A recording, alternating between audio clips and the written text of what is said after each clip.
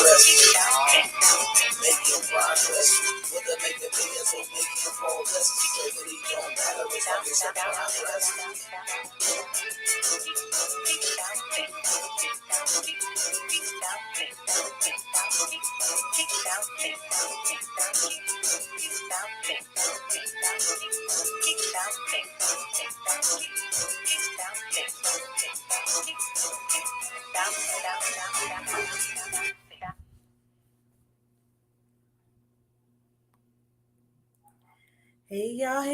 Hey, we bouncing. Keep bouncing. Make your progress. Hey, y'all. Hey, sis. Hey, Nala. How are you? Hey, boo. Hey. How's everybody? Brittany, girl, go ahead and just drop us a little hymn early. Early, because we gonna need it. We gonna need it. We gonna need the hymns early, not late. How's everybody doing today? We are so glad to see you all. So get that clear out. There we go. That's better. All right, let's see who we have in here so we could go ahead and get started. Hey, Miss Wilson, how are you? Hey, Just Me Cheryl. Hey, Tracy Serpell. Hey, Naturally Mar, how are you, my love? Hey, Valerie, how are you? Hey, Tawana Zeta Mom, how are you? Hey, my other baby, Tawana, how are you? Hey, Brittany, once again. Hey, my fave, Nicole Honore. You better be resting while you watching this, girl. I'm just saying. I'm just saying. We'll be right here, girl. Just lay down and listen. I hope everybody's having a good day. If you are new here, welcome. If you have been here before, welcome back. Y'all already know how we do. Drop your likes, comments. Make sure you share us with your people, okay? So we can get up in that good old algorithm. Okay, make sure we are streaming on both channels. So y'all make sure y'all go and hit the like button on California's Cutie channel as well. And y'all know how we do, baby. We like everybody to go ahead and give us your comments, whether you agree, don't disagree. Just make sure that you are respectful and creative with your cuss words up in the chat. Okay. Hey, Kim, Melendez. Huh? Okay. No, I said we appreciate that, y'all. We appreciate guys getting creative in our chats with the curse words. That's all. Hey, Kim Howard Melendez. Hey, Astute Queen B. How are you? Would you say, Tracy? Wait, so I'm not your fave troll no more? Let me step up my trolling up. No, you are still my fave troll. Nicole, not a troll. Let's be clear. You're my favorite troll. Nicole, not a troll. Hey, Tawana, hope y'all and everyone is enjoying their Sunday. I hope every day, everybody is enjoying their Sunday. It's a beautiful day in Houston here.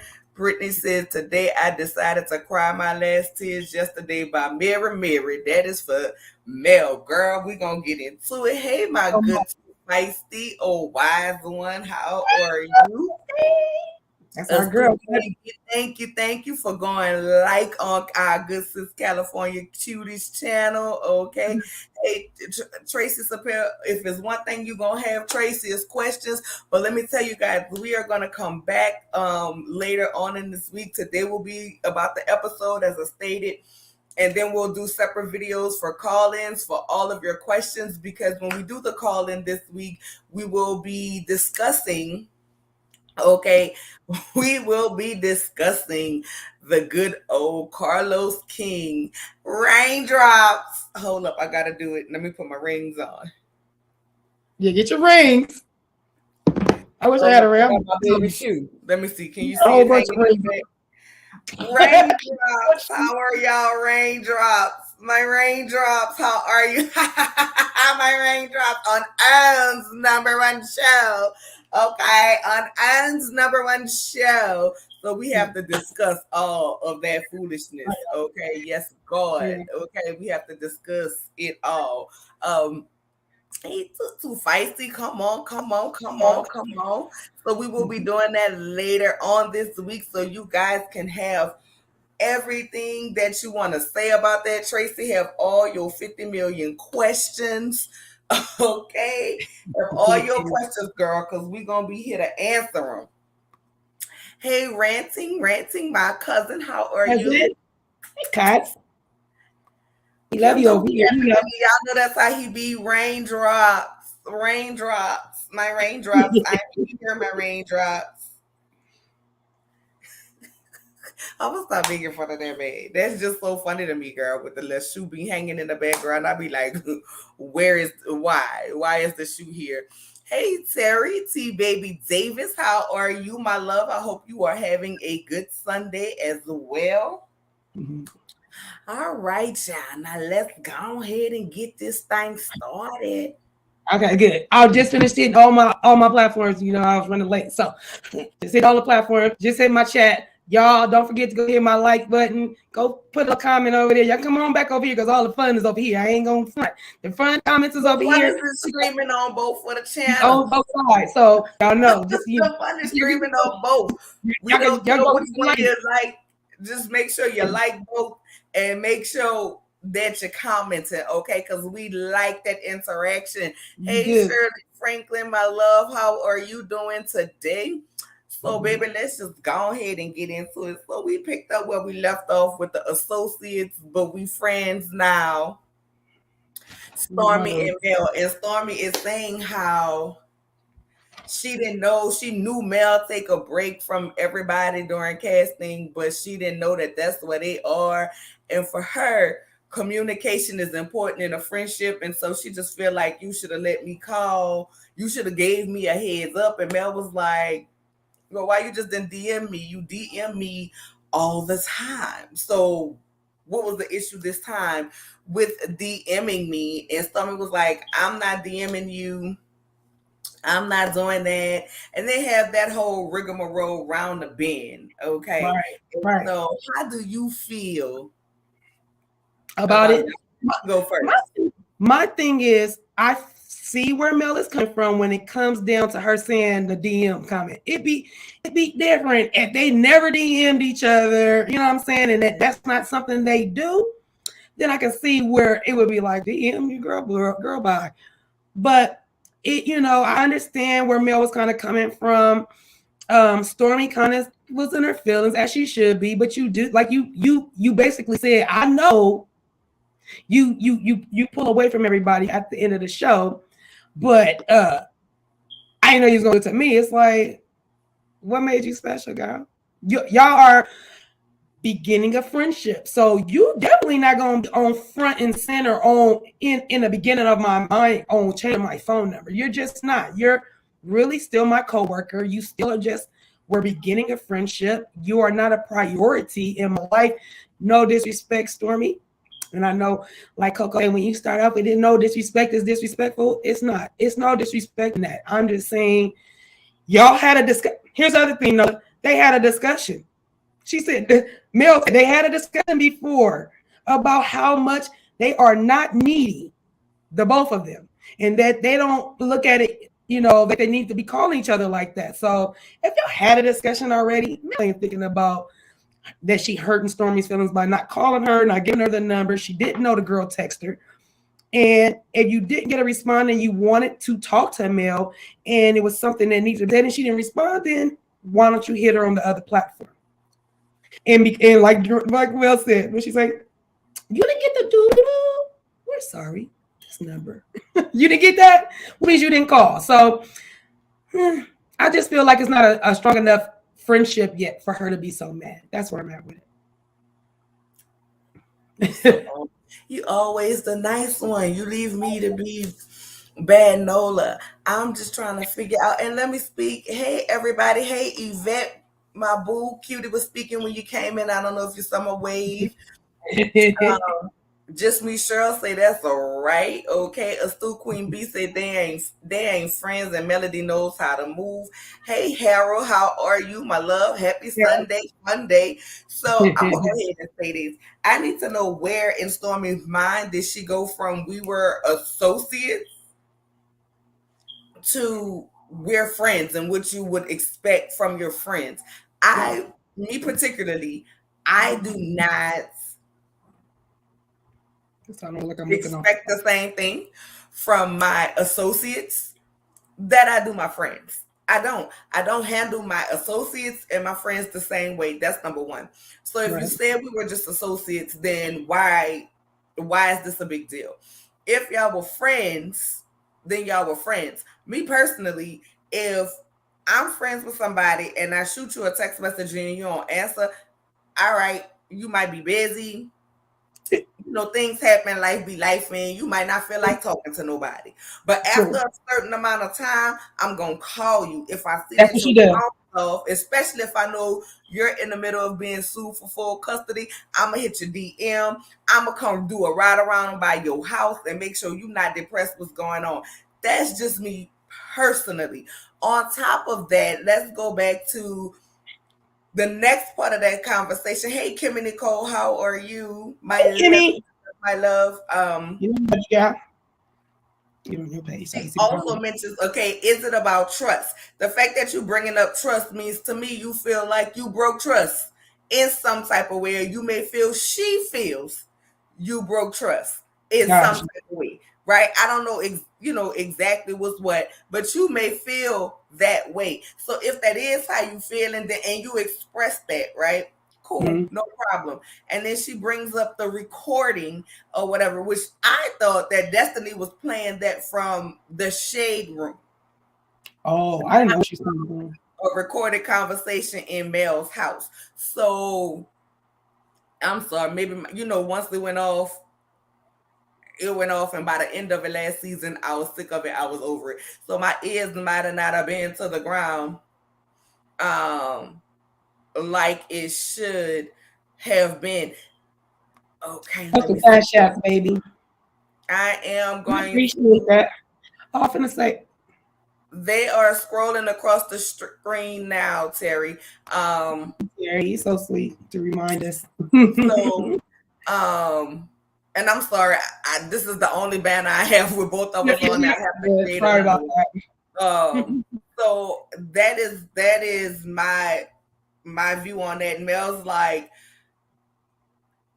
I get Stormy's point where she said, if you know that's not true, then I would expect my friend to come out and say something that's not true. But I also think, like, look at how your friend moves. When it comes down to it, Mel don't too much speak on none of the rumors, none of the nothing. So you can't expect somebody to do something for you that they don't do for themselves. She don't even get up here and speak on things herself. Right. You feel me? That's said about her. That could be wrong or not wrong. Then you bringing up the reunion when we saw, and we now know at the reunion when she first got there, they wanted her to use her cars for people who don't even fool with her. So it might have not have been about you, love. Right. It might have not have been about you at all. And I am so sick of everybody who act like they don't see nothing. Hey, Uniboo. You know what I'm saying? I just don't get it. I don't get it. It works on my nerve. And frankly, I'm over the Mel is not a good friend storyline. Stop coming to me with that. If y'all know this lady, and then the thing is, Stormy, you're saying I didn't know that's where we was. Well, baby, when you joined this cast, that became that's you. You're with him. Yeah, I agree with that. That became where you were. You are talking about a tweet that she made that she didn't reference you anyway, any shape or form, where fans took it and ran with it, not her. So you felt some type of way, just the same way if Mel would have said, every time I post something about my line, you posting about yours and trying to say how the products are better or what you've been doing, as if we're in comparison. People feel like that's not friend moves. So you're not speaking on that particular rumor. You're speaking on just the simple fact of a recorded conversation that honestly Mel had said somewhere else. Other than that, I ain't got nothing else. I like what conversation. Mel was like, girl, we good. Don't let it get to you. Don't navigate. And I think Mel was giving her excellent advice when it comes down to what to respond to and what not to respond to when you're doing this. And then what did I just read that I want to say?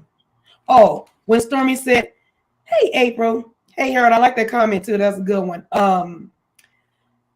When Stormy says, "Oh, you don't," so the people that ain't got the people that ain't got your number, you don't trust. I said, "Oh God, you keep going back to it. Just ask the girl, you gonna give me the number or no?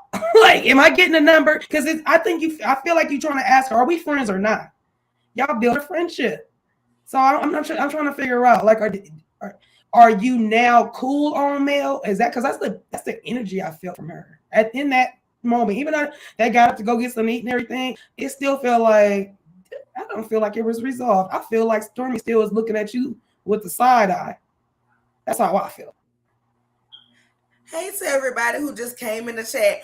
Ultimately, I feel like this. You know your mama was out here talking cash money-ish about that lady. Like, that's just facts. And we, at the end of the day, I ain't trying to disrespect your mama. So now we can't be cool. Now I will say I appreciated Stormy for telling her mama. Like, I ain't gonna take that Yeah. from her. I appreciate it for telling her mama, like, you got me in something that potentially don't be. And like I said, when I saw Stormy doing the Cuffit challenge, however off rhythm and horrible they all were, not just her. It was one of the worst I've seen of the Cuffit challenge, right?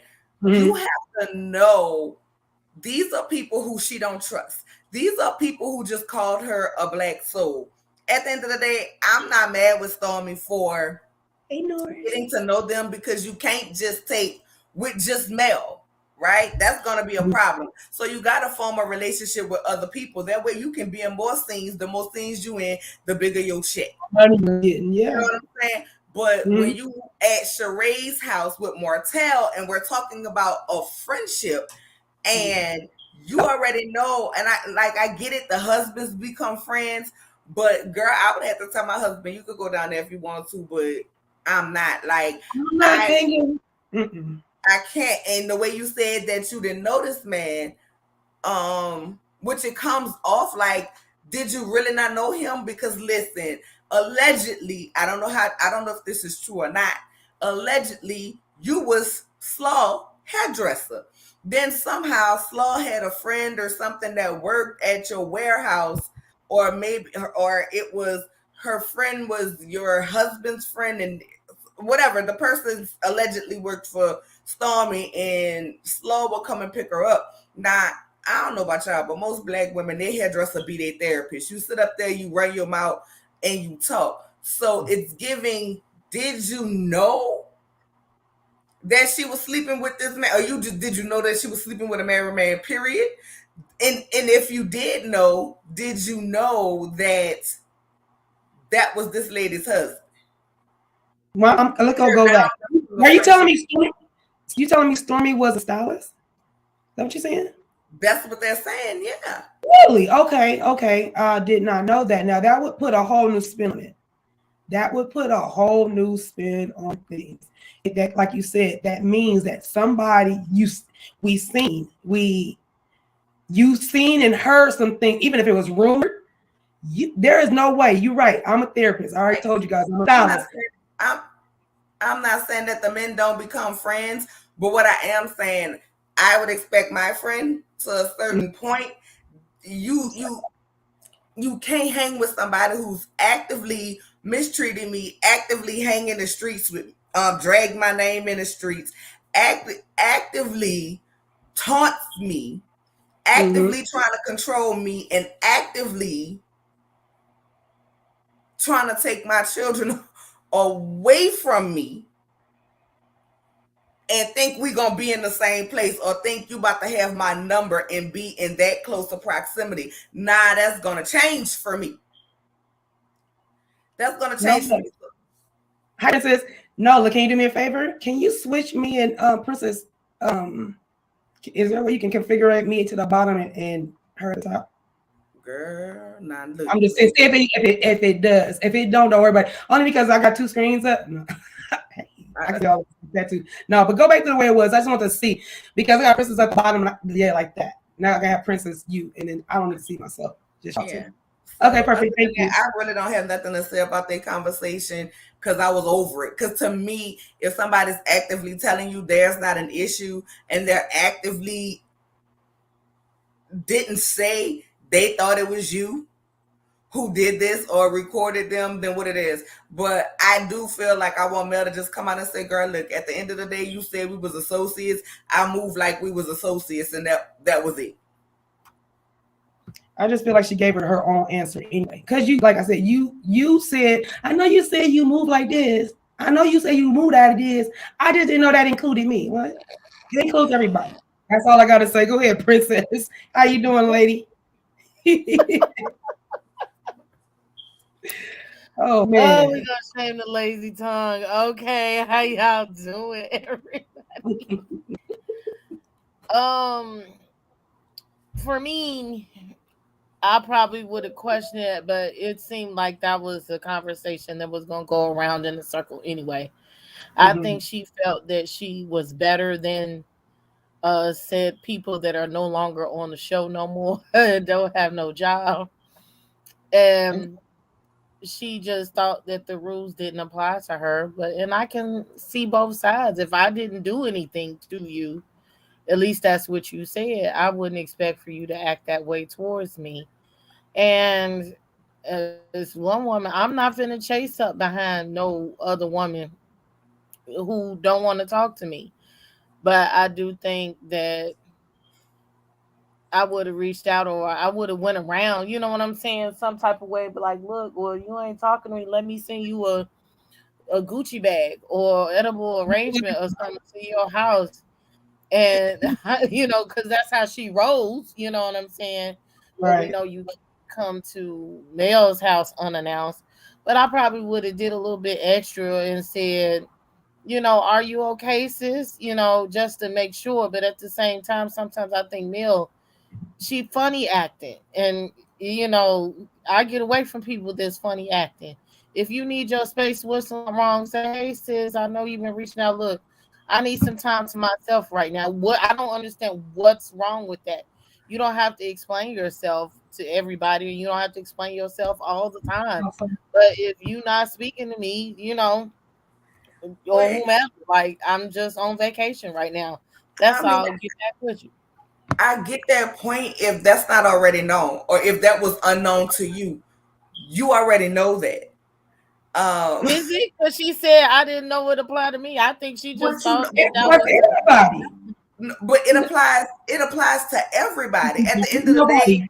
it has been said season after season after season that when it's done, when the season is done, she take a break from everybody that's in casting and on this show. So now that you're on this show, you are included in that everybody, number one. And then number two, you said y'all wasn't friends like that.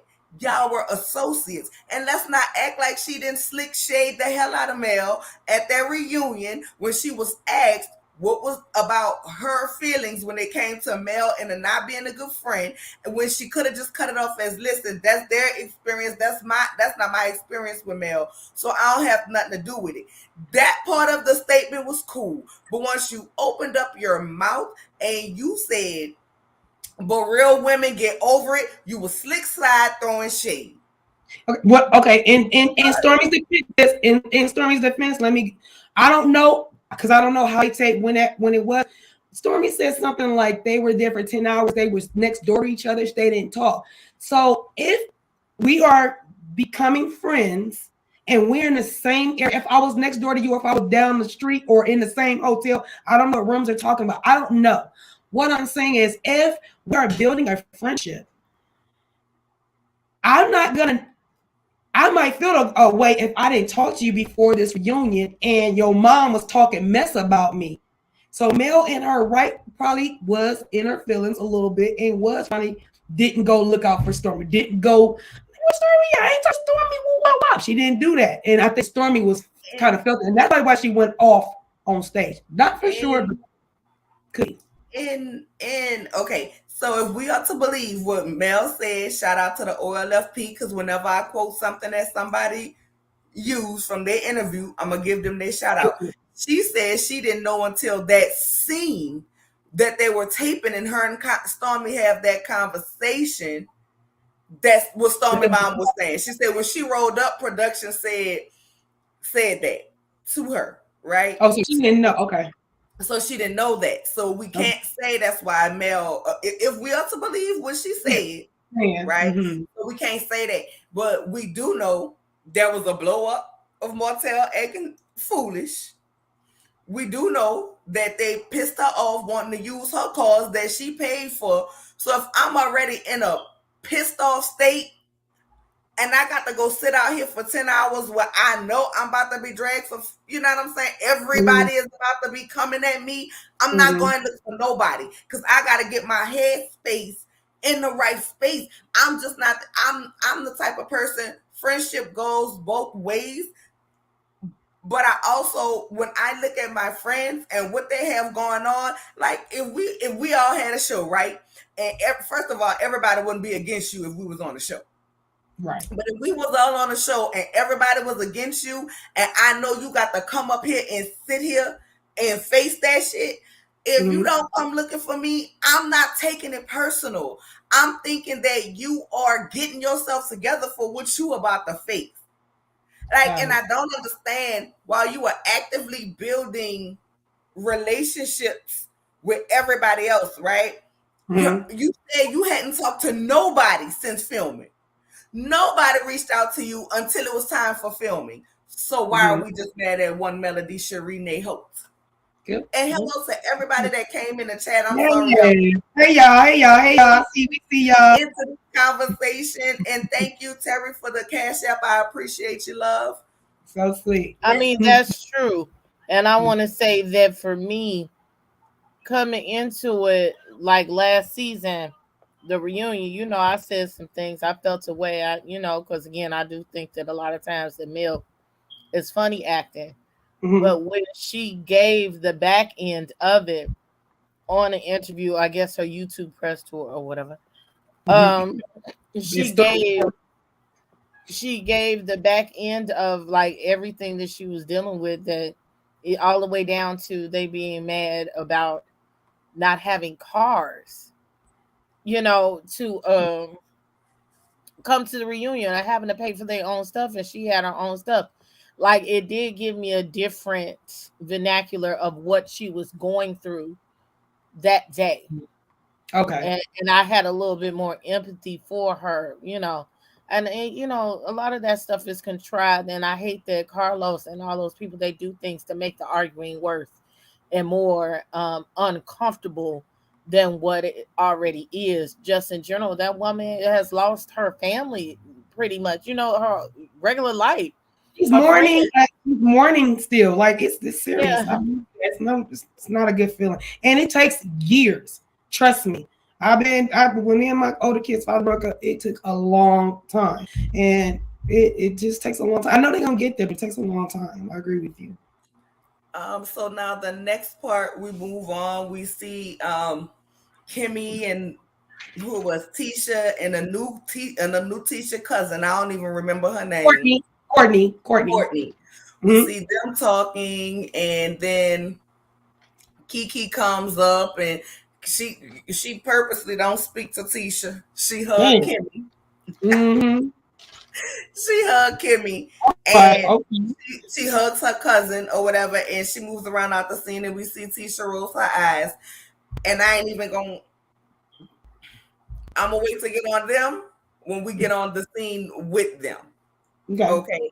And so I really don't have nothing to say about that in that conversation. And we move on to Kimmy talking to Martel. And she's saying she was so grateful that she had Maurice and to be there, because this situation is so much better going through it with someone that you love. Hey, my good sis Bar. This situation is so much easier to go through when you have family and a support system and someone that you love. And she was, she went on to say how if this was, do he miss it? And I was like, Kimmy, please, no, don't take us down this road. Now we went on down this road. And she said, but do you miss it, having that person, whether it was good or bad, that you be able to tell them to? And he was like, oh yeah, of course I miss it. I miss it all the time. But you know how I used to tell y'all, don't stop, stop. No, we know what's best. I'm not gonna say it anymore. And Kimmy was like, what? Really? I can't believe you're saying this to us. Like, I can't believe it. What? Really? And I'm like, girl, don't you start it. I don't care what he say. Don't you start it. And my immediate thought of this conversation went back to the trailer. And it went back to the trailer because you were so mad at Tiffany, saying Tiffany asking Sheree about you being a cheater is gonna mess up your good thing with Sheree. But I'm like, this ain't gonna mess up your good thing with Sheree. You sitting up here pining over your ex-wife, talking about how you miss her being there, you miss her being your person to call and talk to, and all of the. I'm confused, but y'all go ahead. You want to go? Okay, she on mute. So, on mute. Are you talking, Princess? You need to talk yet? Oh, okay. I'm sorry. I didn't know you were saying I wanted to go. Oh, okay. No, okay. So, do you want to go first? Because I want to talk, but I want to talk last about the situation. Okay. Yeah. I'll go quick. Look, I'm not used to not being in the driver's seat. I'm over here trying to multitask. So look, I'm over here flipping over, over here in this new place, everything not set up. So look, I don't think that this is me, my personal thing. Okay. When you really love a person, and I mean truly love a person and been in love with them, especially when you have children by a person and you've created those types of years of closeness and relationships and been through so much, I don't think you ever stop loving a person. I might not like you no more. Okay. I might not want to be with you no more. I think that there's still some type of feeling there. Martel had never had any intentions of not being with Melody anymore. He was forced into that situation by his actions and his selfishness. If he could have his way, he would still be messing around with the both of them. Okay. Absolutely. He is very used to his home life. I'm sure he wanted to have a 2-parent household for his children. And it didn't work out that way because he was not only already having his cake and eating it too, he decided to have a birthday party to match. Okay. And then last season with the photos, he done brought family and friends to the party. So he just went a little bit too far with it and with the lies and the deceit. And us black women will take a lot, but don't you embarrass me out in these streets.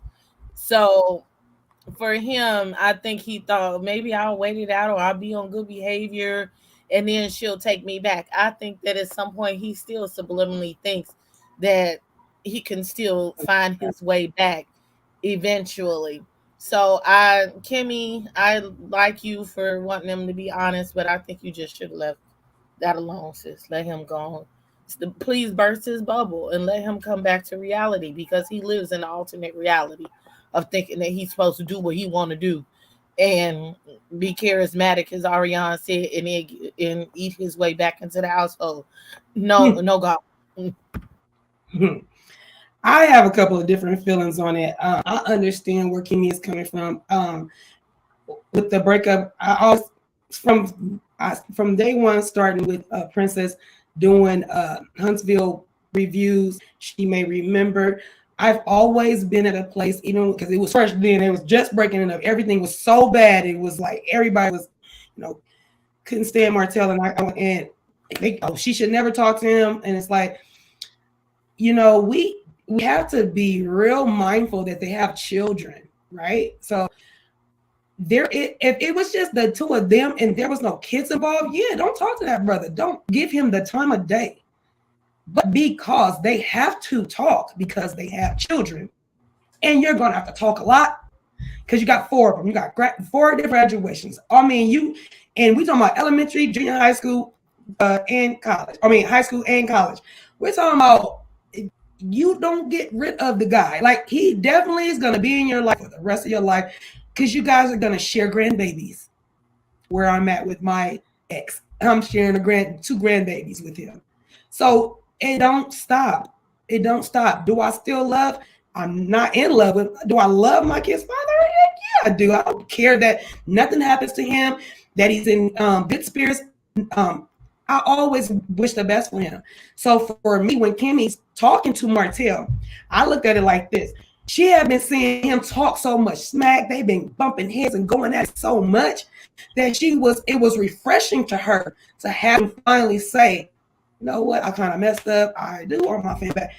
As much as we don't want to hear it no more, it just sometimes, especially with Kimmy going through cancer, I'm sure she was just like, you know what, it was refreshing for him to really say it and understand, play a big part, the most part of their breakup. So I was like, I understand Kimmy's look on it and why she said that and why it was refreshing to her to hear Martel say that, because nobody wants to see their friends, especially when they were in love with each other at one time. Nobody wants to see them at each other's neck and hollering and screaming and cussing each other out. Hey, right. You know, nobody wants to be in the midst of that. No, my friends didn't. And I didn't want to put them in the midst of it. So what I did and what Mel tried to do, you try to put distance in between the two people. But when you have mutual friends, it's hard to do that. So yeah, we have to get to like a little common ground. You know, Martel is Martel. He's a narcissist. He's always gonna find himself and he's gonna regret and always gonna want Mel, because it never was his intention to break up with Mel. It was always his intention to have her and have whoever else. Dumb intentions, but that was his intention. He always wanted Mel. He always gonna want Mel. That's how it is. And quiet as it's kept, my kid's father probably don't want me, but I'm pretty sure he always thinks about the fact, what would life would have been with Cutie? What would it would have looked like? Why? How could we have made this work? We have 2 children together. I have 3 children after him.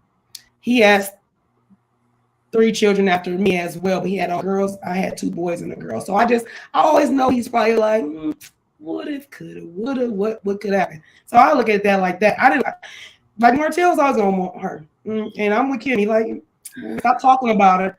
Be cordial. Keep the same energy, because he's not gonna get nowhere talking about her. Talking about how he did her parenting, all that, suing her. Like, I think Kimmy more so is looking at the big picture, like, stay in this moment. Don't go into that negativity moment, because that negativity is gonna cause him some jacked up feelings. I mean, he's gonna put himself in the doghouse.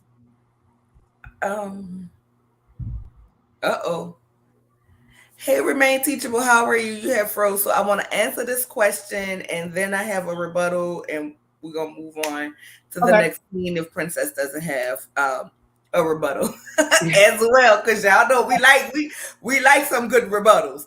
Yes, do we think Knox and Sugar Mama will go to school together? If I agree with this comment, if Martel can pay for it, then okay, hell no.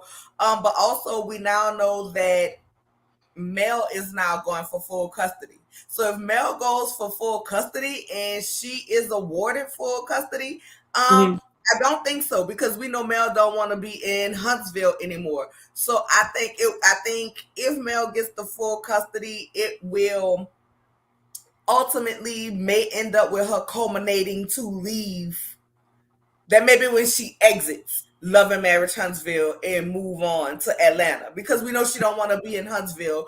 We know she wanted to move to ATL. You right, Brittany. I was, girl. Go ahead and put a drop of him. Hey, our good sis Mace. So I think that the two may culminate. The two may culminate together. I think the two may culminate together. So if she gets the full custody, I don't see her standing around Huntsville for too much longer. We know they done hit their 100 episode, and when they go in syndication, she gonna still get a check from this show anyway. So I don't know. Hey, Kia Bell, how are you? Kimmy has to let it go. Like, it's annoying at this point. Martel doesn't need any egging on, and that's what I'm about to go. I know that's where you're going with it. Listen, when God says go, you better go. When God says go, you better go. And here's my thing. I was just getting ready to say we need to make a song. I say go. I'm at the point, and thank you, Remain Teachable, for going like on all pages. Thank you. Also, while I'm talking about Remain Teachable, she is graduating 723, and she is doing a fundraiser for our good brother, So Debonair. You can go on his channel so you'll be able to get the website, because unfortunately I do not have it pulled up, but they're trying to raise $723 so they can provide uniforms, because some children don't have uniforms at all. Some children only have one pair of pants and one shirt.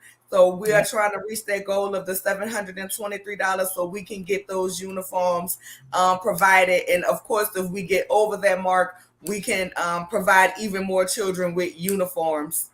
Yeah, he's asking you to put $7.23. Yes. But want to get more? That's right. So all we're asking, if one person can give $7.23, that would be so amazing. Also, make sure y'all go subscribe to me and Deb. Shameless plug. Oh wait, when I do a shameless plug, I got to put my rings on. Shameless plug. We will be reviewing Real Housewives of Atlanta readers, because y'all ain't raindrops over here. Okay. But anyway, moving back on to what you were saying, I get what you're saying, and it can get that point, but it can only get to that point when he respects boundaries, which is going to lead us into the next scene. He does not respect boundaries, and you cannot egg on a narcissist. You cannot. Don't give him no hope. You know what I'm saying? Like, don't give him absolutely no hope. He is actively, in the time of saying, when this was filmed, actively in the time of saying, let's go ahead and take the kids from Mel, because she's not letting the people babysit that I want to be babysit. Like, at this point, when this is taped, we already know what he said about our brother. We already know about the fight they had on the internet where they were going back and forth, where he threatened to put out revenge porn on her. And you don't encourage that type of bastard. You just don't do it. I am so tired. And when we do this call in, if there are any Martel Grace supporters in the chat, I really want y'all to call in and maybe break it down to me. Why is he owed so much grace? He cheated on their whole marriage. He disrespected her whole marriage. His whore gets on the internet and still disrespects her to this day, as if Mel was sleeping with her husband, and she wasn't the whore who was calling that lady house telling her to put her husband on the phone. She a non-factor. We also know he wanted her to pay for nannies to be at both houses, which you get charged by the child, per child. So being charged by per child, and you want her to pay for both, you want her to pay for the damn nanny that's going to ultimately be taking care of your other child too. Bullshit. Fuck Martel and Grace for him. Well, that went on monetization. Also made the statement that all your children should live in the same lifestyle. They should live the same way from house to house, which I agree with. Those kids have the same experience, the same set of core rules, right? For how we raising our kids from house to house.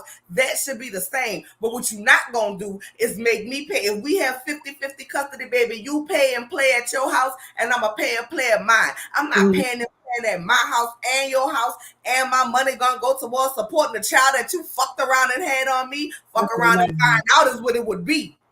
So no, I ain't got no grace for him. Kimmy, let it go. Don't mention it. Don't, in your mind, why would you want to keep her attached to somebody who is actively tormenting her?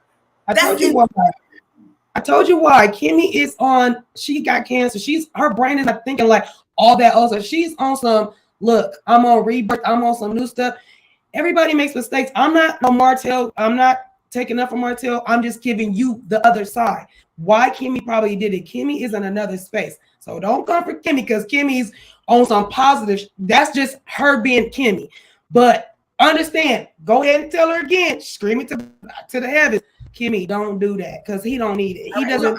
Well, look at here. She asked him, does he miss it? She ain't never, as far as I recollect, has never approached Mel and said, well, maybe you should, get back with her. I took it as if she was just trying to do what Carlos really couldn't do, is kind of break him down and be like, look, just say you like the girl, okay, and being a little bit messy, being a little bit nosy. So, and I can see the positive side of it. Life is too short, YOLO. Just say what you feel. Stop being a jerk off and just be human. That's where I think she was coming from. I don't think she was really saying it like, well, Martel, you need to go tell her how you feel. Go confess your undying love her. She's not saying that. She's saying, I'm glad you finally realized that you made a mistake, that you really do love her. Because you kept blaming her. Well, if you just pleased me, if you just something did what I needed you to do, then I wouldn't have cheated on you. Like, that's not it. That's not it. Stop saying that ain't it. So he's finally taking accountability and saying, you know what, dang, I miss my family. I kind of messed that up. I did. And now you're going to have to read that. You're going to have to deal with that. You're not getting Mel back. Mel's not coming back. I'm here to tell you. I didn't go back to mine either. Not that he even had. That was Kimmy's intentions, but what I'm saying is Martel don't need any amount of encouragement. I got you. But I'm factual on that. I got you. You don't even have to give him an inch. You can give him like a few centimeters, and he is trying to run a marathon on you with whatever he can get. Gotcha. I got it. I won't put no more. I just, being my Libra, I'm always trying to look at both sides. And he did make a big mistake. He made a huge mistake. And the biggest thing she can do is be successful and do what she does. And that's what she's doing, and that's why he's doing it. Yes, Black Diamond StreamYard allows us to stream on all channels, so we actually streaming on all 3 channels at this time. Okay, we're on everybody's channel. I don't know what took them so long to figure that out. They allow us to do it. Man, because Princess, a lot of days easy. 2 years ago. Sheesh. Okay, it's all good. We here now. We're here now. With that being said, we're going to move on. God told Mel to go, and she was getting ready to exit the party. And Martel goes over there and talks to her like, this your bag? She was like, yes, that's my Louis. Yes, that's my Louis. And she was getting ready to go. He was like, I'm going to walk you to your car. She was like, nah, I walk to my car all the time just fine. And he was like, no. She was like, I'm parked out in the front. I'm good. He was like, well, I don't want nothing to happen to you.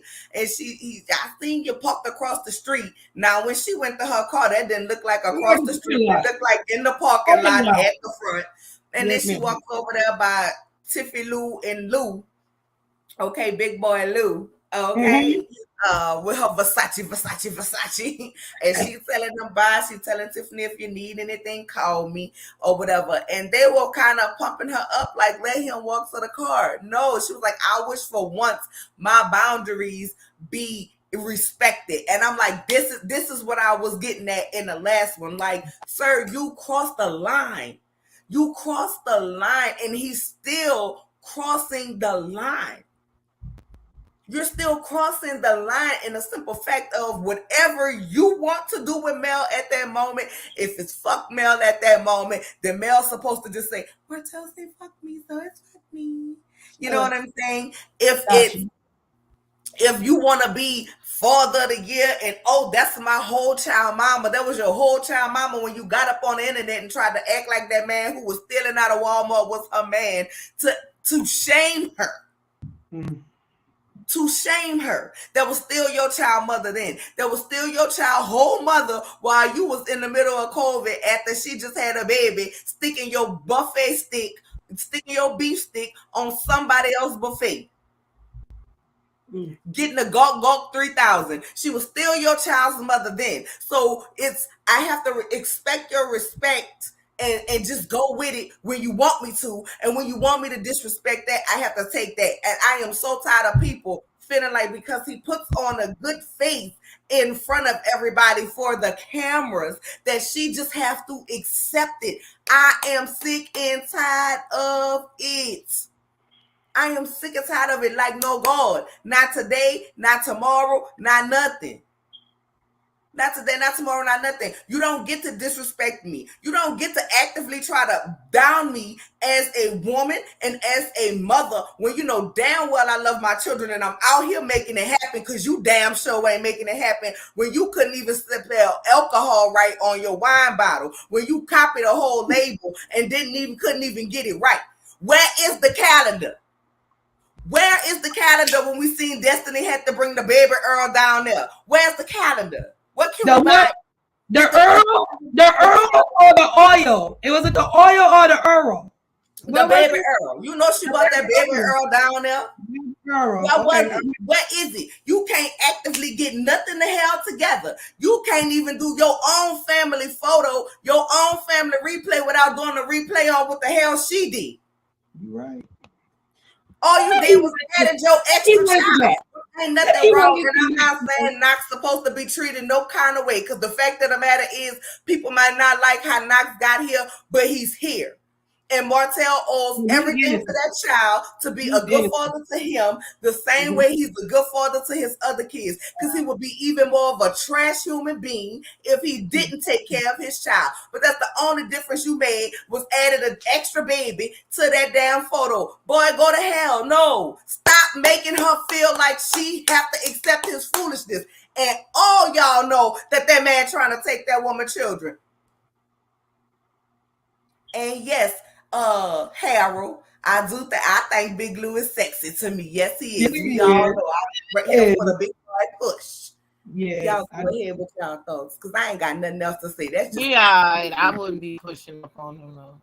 I'll holler at Lou. Lou is a handsome guy, and I like his thickness. And he looked like he's slimming down a little bit on top of that thickness. I'm just like, yeah, I mean, he did a sit up or two. You two already know as big as I go. But if he pregnant, I can't do it. And if he got titties, I can't do it. Baby, I'm gonna lift that belly. I'm gonna cross over like this and lift that stomach up, baby. And bloop, bloop, bloop. No. Yeah, y'all a little bit taller than me too, so I'm a little bit. 22 what? That's a lot of 10 and 2. Okay, it's too much work. Go ahead, Brazil. And what you talking like? D is small as he ain't big. We don't know that. I'm talking about CC husband. My bro is not big guy. He's tall. My husband, he's tall. No, but my older kid was a football player, so he was more stockier and thicker than that dude. So I like them all. I like them light skinned. My first husband, my kid's got his light skin. My husband is dark skinned. So yeah, I like all of them. I like them from chocolate to light skin to the caramel to every color to the thick to the skinny I like them all. Okay, I like them all. I don't discriminate. Okay, let's be clear. I like all of them. All of them. You can ask my sister. She's the thing I dated only big dudes. You like fat dudes? I'm like, he's not fat. He's stocky. No, he's fat. No, he's stocky. He's thick. So yeah, I like them all. If he's thick, I like them all. You already know. You know. Mm-hmm. But most of my dudes are small. Like I'm the big girl, so I got enough for the both of us, baby. You know what? I cannot. All I know is, are you gonna go first, Princess? I mean, I feel what y'all saying as far as Martel. I am never like when I put it to you like this. The last scene with Mel and Nell, I feel I'm on the same page as you guys. We're just going in order in the way we're talking, but I really feel like Mel has been through too much with Martel, and the way she's moving, the way she treats him, he is deserving of it. And now because of the cheating, it's not about the cheating no more. He went on after that and dogged her out after the breakup, all of that. So I understand where you guys are coming from. He's an F-boy. He really is. And he does show out in front of the camera. So, I think this was a dumbass conversation. Even bringing Tiffy Lou into it to try to bring them to be on his side. And I think they should have been more cognizant of not to engage in the whole conversation. Well, there ain't nothing wrong with him walk you to the car. I personally do think it's nothing wrong with him walking her to the car. But and she's funny acting, I'll still say that. But at the same time, I do realize Martel will use those types of situations to verbally assault her, to get her into corners, okay, to upset her. It's like he lives to bother her or to rile her up or to piss her off. So I understand why, you ain't got to walk me to my car. You know what I'm saying? I'm good. But maybe it was the way she said because the little narcissism. She's saying no, but it really means yes. And, no, You I get know. talking I know she really want me to see about her. And she probably maybe next time, yeah, you could just stand right there at the door. I'm good. I'm right here in the parking lot. Nobody's gonna come get me, sir. We're good. How about hey, and you know what? I'll have Maurice walk me to the door if that makes you that's feel good. that's where I was at. When I was saying I thought she would have said, Lou, you can walk me to the car since you're so concerned. Walk me to the car. Yeah, something to redirect. That's what I would have did. If it was me, I would have been like, "Oh, y'all so concerned. Y'all walk me to the car. Since y'all afraid. I don't need him. I already told him I didn't need him to walk me to the car. I told him over there. Now, since y'all on his side and y'all nervous, or like Tiffany said, well, my coworker walks me to the car because he doesn't want my husband. Well, then y'all two go walk her to the door because she clearly told y'all I don't need him to walk me to nothing. And when he threw up, well, she's the mother of my 4 children. I said, oh God, now I know you are full of crap. Like we know who she is. That has nothing to do with it. What he should have did is say, you know what, Mel, well, you have a good night. Since I'm not gonna walk you to the car, I hope you get home safely and you have a good night, and then let her go. But he's so involved in himself, he doesn't know when she's really being firm with him and saying, look, I'm good, leave me alone. He doesn't get it. He wants her to almost go off on her. That's another thing that my older kid's father did to me. Negative attention is attention to him. You understand what I mean? So even if she's going off on him or telling him no, and they're it made her stay there a little longer, that's his intention. That's the intention. It's let's have a dialogue. I don't care if we're arguing. I don't care if you're mad. I don't care if we sit here and argue. That means you love me if you argue with me. And that's how that was. So that happened to me, and I just shut it down. I wouldn't even argue with you no more. I won't be nowhere near you. Oh, my friends is having something. Chris gonna be there. Oh, okay, I'm not coming. Y'all, I'll come to the next function. I'm not coming. And that's what Mel's gonna end up doing, which since in return, like you said, Nola, she'll end up coming off that show.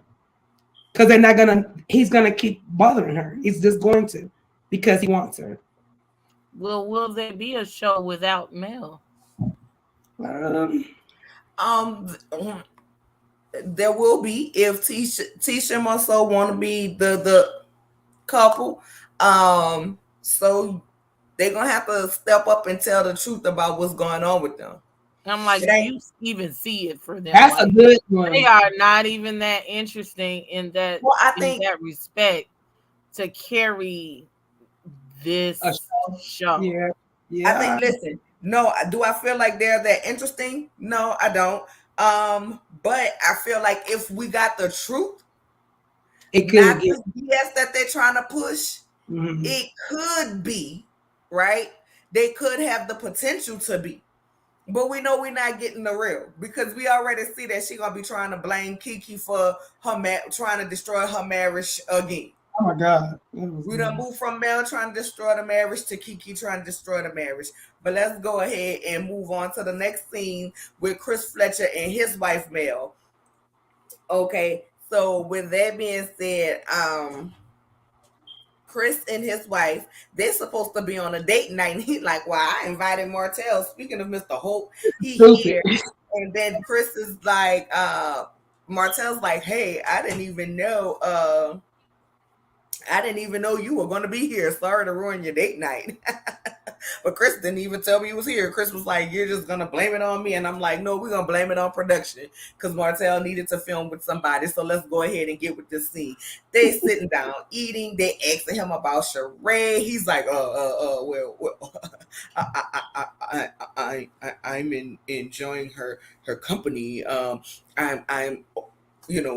well, or y'all going steady. Is that your woman? I'm not in a committed relationship with anybody. But I tend to be married again. I'm gonna propose by the end of the year, and if God can tell Melody go, he can tell me when to get married again. And I'm like, child. So y'all know they've been divorced. So two things entered my mind. One, yet again, we still gonna blame Tiffany. when you saying stuff like this, we still gonna blame Tiffy Lou, the pregnant lady, for putting something on you and Sheree and potentially messing that up and not you and the words that come out your mouth. Like I told y'all last week, if you let that nigga renege, he gonna renege again.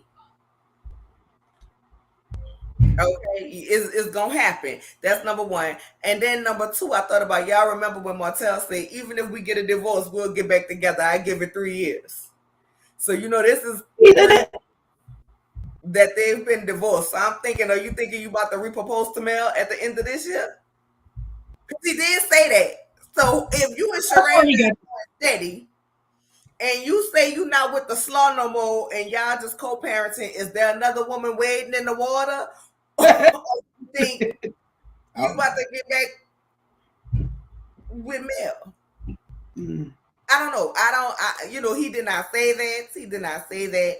I'm just, it just, that clicked in my memory when he said about the 3 years, and now this is 3 years, and you're talking about you're going to propose again, and they asked it about Sheree, and she's like, well, you introduced us to Sheree, and I'm like, baby, introduce the storyline, because they both needed one, because quiet as it's kept, she don't mind the fact that he's still sleeping with his baby mama and being a side chick, because she been a side chick to Roja for years now. They only call her back when they don't have nobody back. Because if Portia would have been coming back and that stuff with her and Simon would have hit the road high, Sheree wouldn't have been there.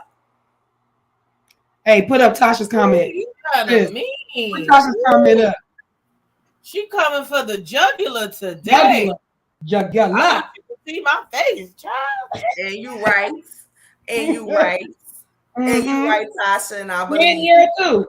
Hero too. Put Hero's comment up. I'm just saying, thank you for catching them, because I be trying to go back and I forgot where I left off. It's all good. Y'all. My camera. Y'all probably like, damn, Cutie ain't looking in no camera. I'm looking all on stuff. So I'm not trying to come for the jugular. Y'all know No, you a straight shooter. Like make it how it is. You know what I'm saying? I'm gonna give it how it is. And this right here, they just recycling storylines with different players. Come on, Kia. Come on, Kia. You said that. Well, I mean, that's usually the formula. If it ain't broke, don't fix it. There it is. And we gonna still watch. But Harold, here's the thing: when you got two people who want to get a bag but don't know how to get it, they have to put money together. Remember, we went from Haute Couture She by Sheree to Jogger She by Sheree, and the website didn't even work when we did it. She had the website up for so long, and it was nothing but a PowerPoint about who She by She Not is. So they can't even make a power couple, because between them there's no power. There's no power. They are two workers who think that they the boss. At the end of the day, you cannot have an employee mentality and want to be the owner. The employee mentality will never be the owner, because you don't know how to govern and you don't know how to manage things. That's why people wasn't getting their wine. That's why it was overpriced, $40 for the wine, $40 for the shipping, and it was such a home that you can go to the Dollar General and get for $7 and $3.95 at Family Dollar. The same red California blend. Go to hell. They can't get money together because they don't know how to make it happen. So I got a question. So obviously, is it serious as cancer though? Go ahead. I'm just for the past year, we've said that the relationship is manufactured and a relationship of convenience. But since we've been sitting on this ride, y'all make my wheels turn. Okay. And this is a sidebar. Mel been wanting to go to Atlanta since all of this started going. And she does travel there frequently. Could it be a possibility that he also has gotten with Sheree so he could have a reason to follow that girl to Atlanta and be in Atlanta while she's there in Atlanta? He ain't smart enough, but he might have. He ain't smart enough. I can't even give Martel that kind of smartness, really, to be honest. But I mean, I just feel like he might be coincidental. I don't think he's smart enough. He's just not. Because if he was, he wouldn't have been messing with coleslaw so close to where Mel is. Like, you're a dummy. Yeah, I don't think he's smart enough. I don't think so. I think it would aid him. I think him and Sheree, whoever introduced them, I think it was a good line. She needed something to save her. He needed something else to do. And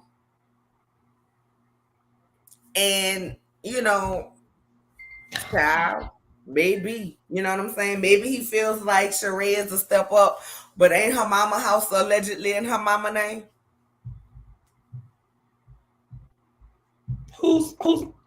Ain't that's why people call it Chateau Thelma?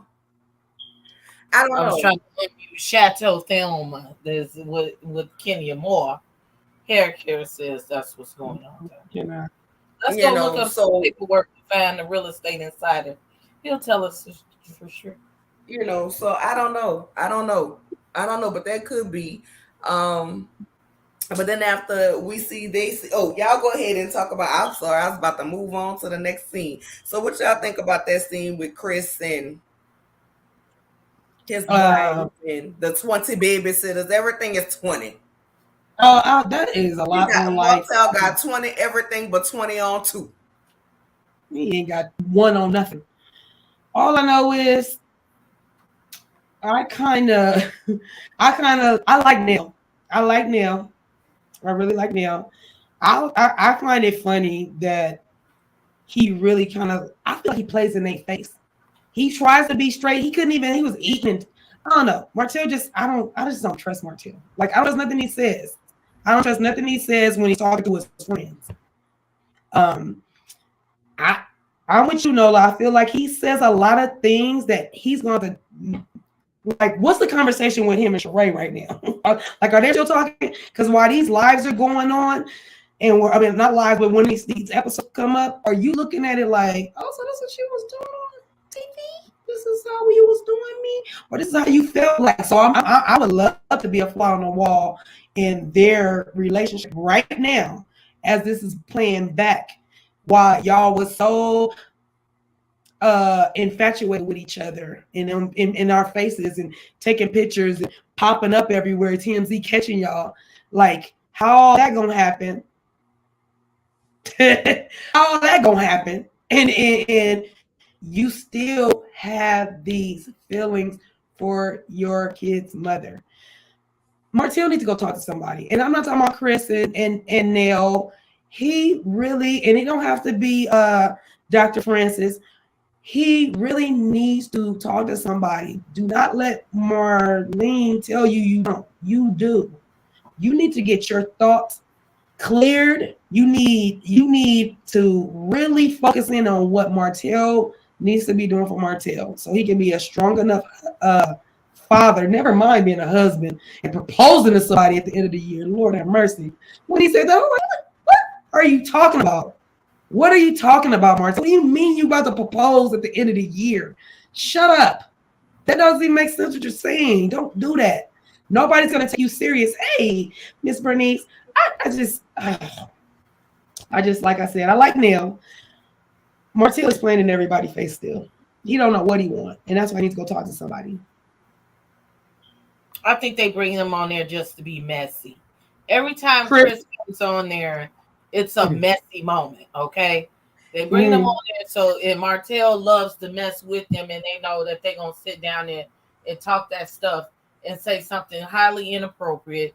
It's always going to be something that Martel is going to say to Chris and Mel to disparage Melody, okay? And it's to keep up the storyline as well.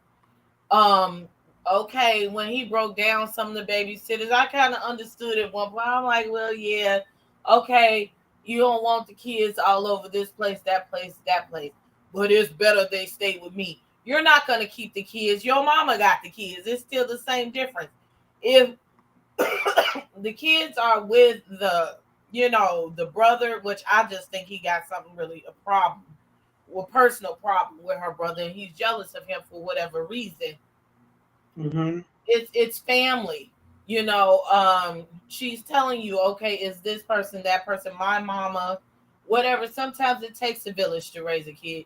If it's too many people, then just say that.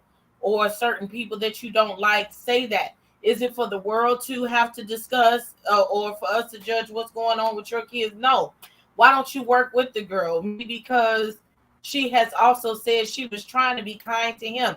It's not your weekend to watch the kids. I want my kids with me. So I'm going to do what I have to do to make sure that my kids are well taken care of. You decided to make her your whole baby mama. So you don't think that she has enough wherewithal, enough knowledge to sit up there and pick someone to watch your kids and her kids that will be careful with them, and that will take care of them, and that will take their lives into the best regard as possible. Why would you think that she would have them with unsafe people or just anybody? So that says something about all of yours character as well, including you, Martel, to sit up there and disparage that woman like that, or to take into her characteristics in a negative manner, right? Mm-hmm. Chris and Mel, I just think they nosy people. Y'all need to go on vacation or something, go do each other and get your juicing, instead of trying to juice Martel out of this information so he can sit up here and make fun of Mel in some type of, in a discouraging way. Asking, is he going with Sheree? Y'all know he's not going together. Y'all see what it is. You see it on TV. You see when he does appear some places with her. Let them be who they are. Stay out of this man's penis and that girl's vagina, and I think that the world will be a better place. Period. Agreed. And with that being said, I'm gonna skip a scene because I know the scene with Kiki and cousin Courtney came. I mean, Tisha and cousin Courtney came next, but we're gonna run them scenes together. So I'm gonna skip to Absolutely. Mel and Mel of it all. So they go and meet, and she's trying to tell Mel, listen, it's about the kids. I want y'all to be good for the kids. He said something about 20 babysitters, which I like that Mel told Martel. Ain't nobody had no 20 babysitters. People don't have 20 babysitters to keep their children. Yeah. Okay, people don't have this. I like that she said that. And she said, I didn't have 20 babysitters. It wasn't that many. And we tried to do that, but he's run off babysitters. But here's my thing. He wants to control and say who. And like Mel said, this ain't the way I planned for my life to be. The same people that you talking about me and turning against me for, how would they feel if they know that you be trying to get back with me? I said, speak a word. Speak a word. Because the fact of the matter is, the same thing that y'all regurgitating out y'all mouth, that he's telling y'all, Tisha, I need you to understand, you're regurgitating what he said out your mouth because that's what your husband is also saying to you, and you feel some type of way about the male trying to break up your marriage. Meanwhile, if we go by people outside of the marriage breaking up marriages, your husband was an active participant in bringing sloppy money for Mel's husband to his mistress.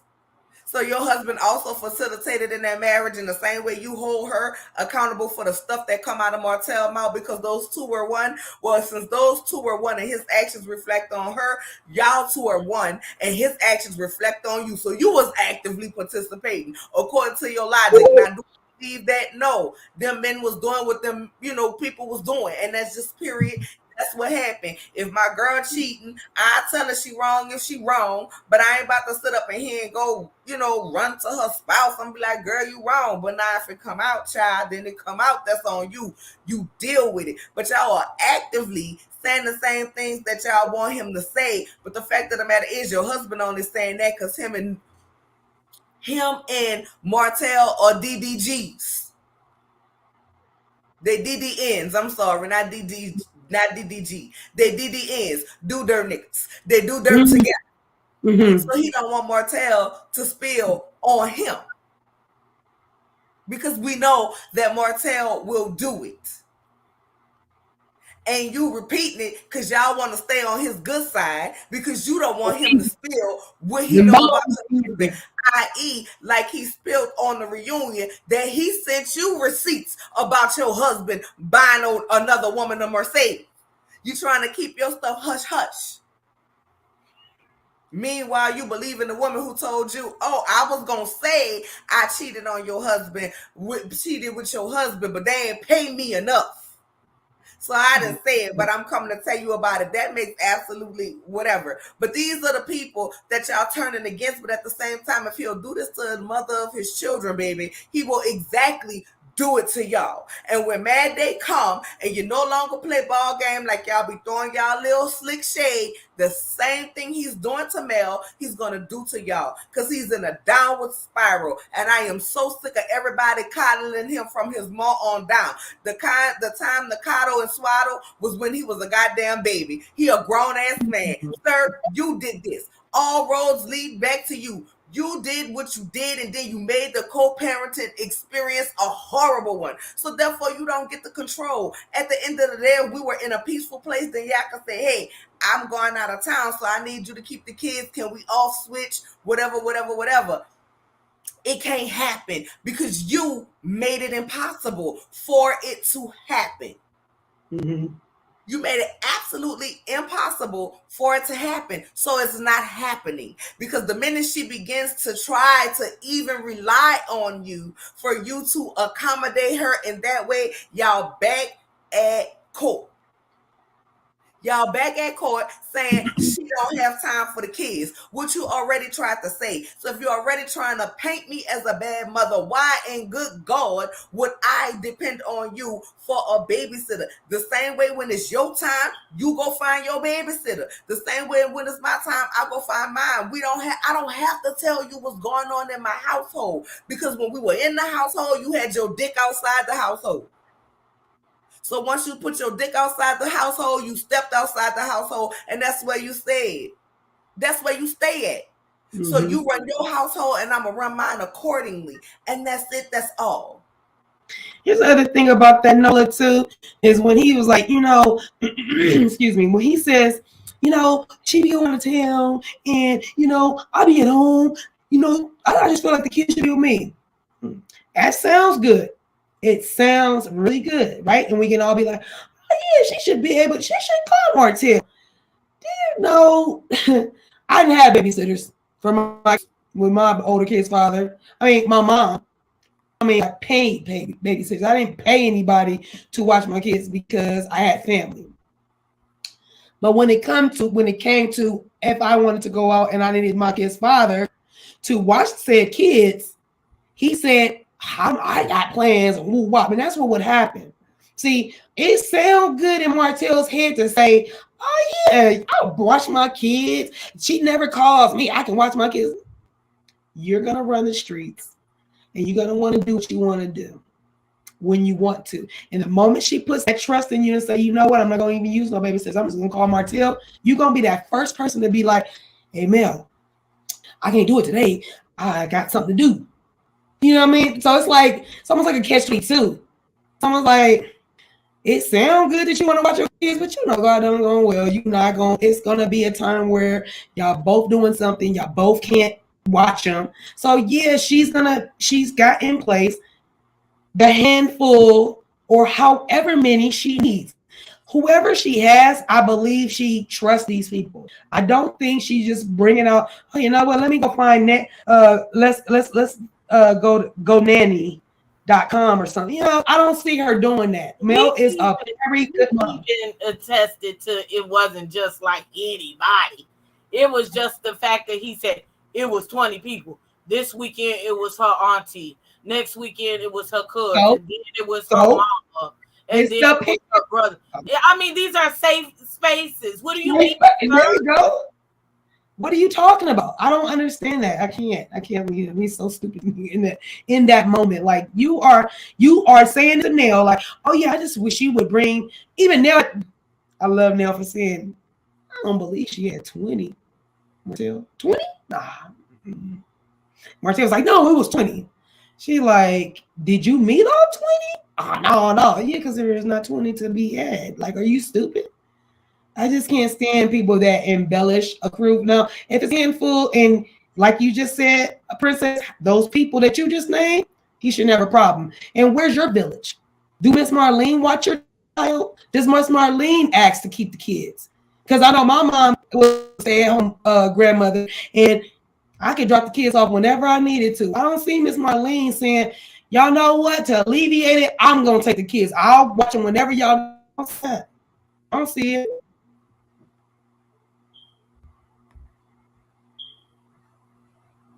Hey, Shark. I was saying I love you earlier when you told me I look cute. Thank you. I appreciate it. You know, I'm her baby mother. Y'all know that. But with all respect, I love when she said that. With all respect, that's baby mother.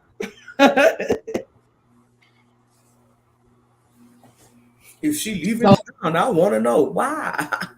Why? That's you want to know too much. You want to know too much. You want to sit on Instagram like the rest of us. Get your troll page and be quiet and sit on Instagram like everybody else. You know what? Goodbye. Not the troll page. I can't do it. I'm sure he got a few of them. Didn't we see some comments somewhere last Oh, week? yeah. I think he was in our comments. I think that was Fred Country, McLean. Yeah, him. I think that's Martel. That's one of his. For sure. Now she trying to make it to the menthol ball. Yes, I don't know if I would want Miss Marlene watching my kids all the time, to be honest. She be off the red cup. She getting touched back, you know. And 4 kids is a lot of kids to watch.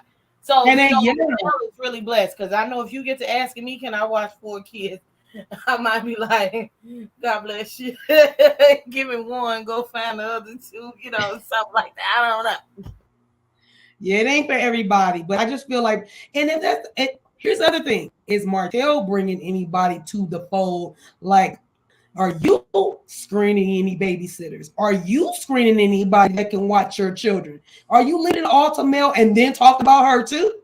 Like, how dare you? Or we saw the picture with him, Sheree, and the kids out to eat.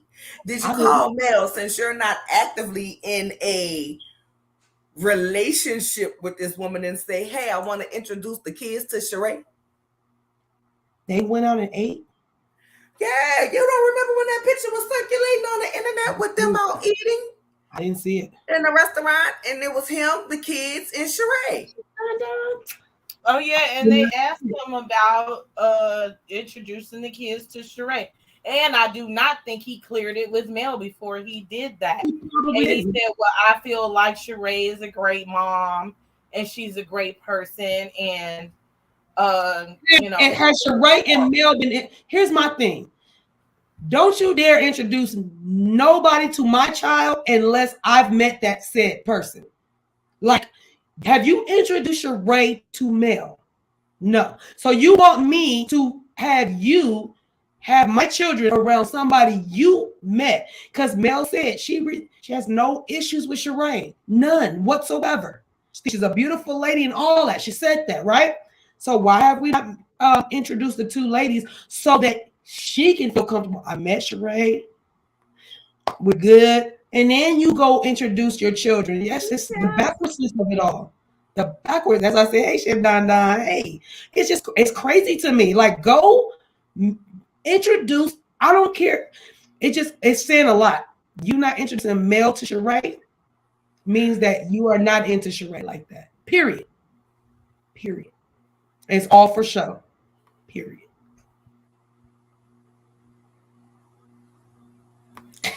Okay, kid. I know he can't afford no babysitter. I know this. I know this. Big Queen, I said that, girl. I said that. So we're going to move on from the Melly Mel of it all. Okay. I'm going to go off the screen for a hot second. I need to go refill my drink. I'm still listening. Okay. So we're going to pull it up. Go move on from the Melly Mel of it all to the Tisha and Courtney of it all. Okay, so they're sitting down talking, and Tisha walk in. There's a new bartender at Black. Glad to see Jalen ain't doing all the jobs in Black no more. Hallelujah, and thank God for that. Um, but she was saying she's seen him on a payroll, but she never met him. I'm like, all right, girl, business must be booming. Okay, y'all can hire some more people. And with that being said, the cousin Courtney come in and she like, hey girl, how you doing? We can get some good drinks. That's why we meeting here. And honestly, I am mad at a girl promote Black every time. Promote Black, promote Black, promote Black. But I also, girl, when we gonna find about this journal that you got going on and everything else that you have, which we now know she got a broker's license. Okay, yes, that bartender was fine, baby. Ooh, the first thoughts I thought was, okay, another one of Tisha's cousins to come in and talk about another one of Tisha's cousins. So eventually, I mean, I just feel like Mel and Martel are going to be phased out because we're getting too many of Tisha and Marceau people. And maybe Mel and Martel people don't want to be on the show, but it's slowly evolving into that, in my opinion. Tisha said, oh girl, you looking like me. And I'm like, baby, all y'all look alike. Them jeans run strong. And she like, that's a compliment. Cousin Courtney was like, ha ha. So she's sitting there. She said about getting her broker's license and she want to know if she would come work for her at the Scott brokerage. And the look on that cousin face was like, girl, fuck no. But she was polite about it and was like, girl, I just moved somewhere to another brokerage, so I would, need to get things straight and this, then the third. But, when I was going to college and I was moving down here, y'all let me come stay with y'all. And Kiki also offered me to stay with her. And what it's going to take for y'all to get back in a better place. Long story short, Tisha says she doesn't trust Kiki. Kiki needs to do the work. Okay, and she don't want her to just say she's doing the work. She want her to do the work and be genuinely good, but she doesn't trust Kiki. So go ahead, Princess, give me your thoughts on that. You on mute, sis? Okay, maybe she stepped away. Okay, no, I'm here. She did. Maybe she stepped to go get her drink too. I'm sitting on the floor and I moved around. Couldn't find it. Oh, I lost my train of thought. Okay. I don't have much to say about this, but you did trigger a thought in me. Let's not forget, we don't know if they were serious about going to Bessemer or not. Okay. Doing that spinoff show. And in order to do a spinoff show, most times you have to introduce characters.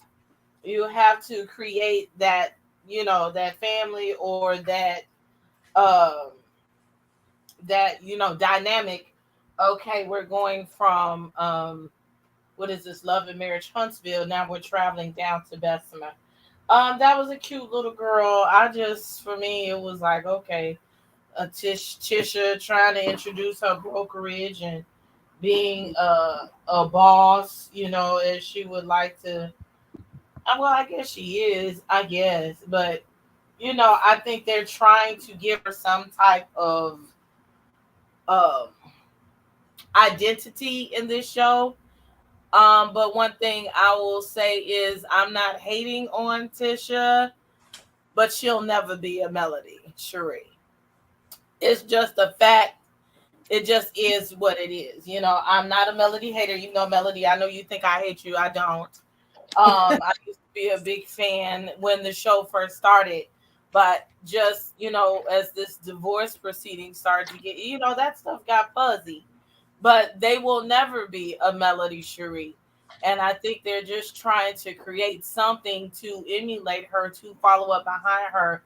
So now they have to bring all of this family to support Tisha and Marceau to like build some type of show. I guess, child, we'll see. Honey, Courtney is a cute little girl. She is. They all. What I do know, beautiful. Them all got them deep genes. Like you can tell, if they was all in the same room, if you wouldn't be asking them if they're all sisters, besides cousins. Like they all have a look. You definitely know that they're related. I like Courtney. Courtney, I don't know how old she is. She looks young, but I can't gauge really how old she is. I'm with Miss Bernice. Miss Bernice said, how you gonna ask me to ask me to leave my spot, and you just opened up this spot. You asking me to, and she just started with this brokerage. So it's like, I was a little perturbed. I don't know. Tisha made me mad. Like, you're not gonna tell me I'll meet up with our cousin if you come to my thing. Like, girl, shut up. You gonna meet up with our cousin because I said, well, we gonna meet up. I ain't gotta come work with your stuff for y'all to come talk. That's stupid. So Tisha, sometimes she show her immaturity. That's immature. And when she's talking about, I'm so old. Girl, you're not that old. Shut up. And then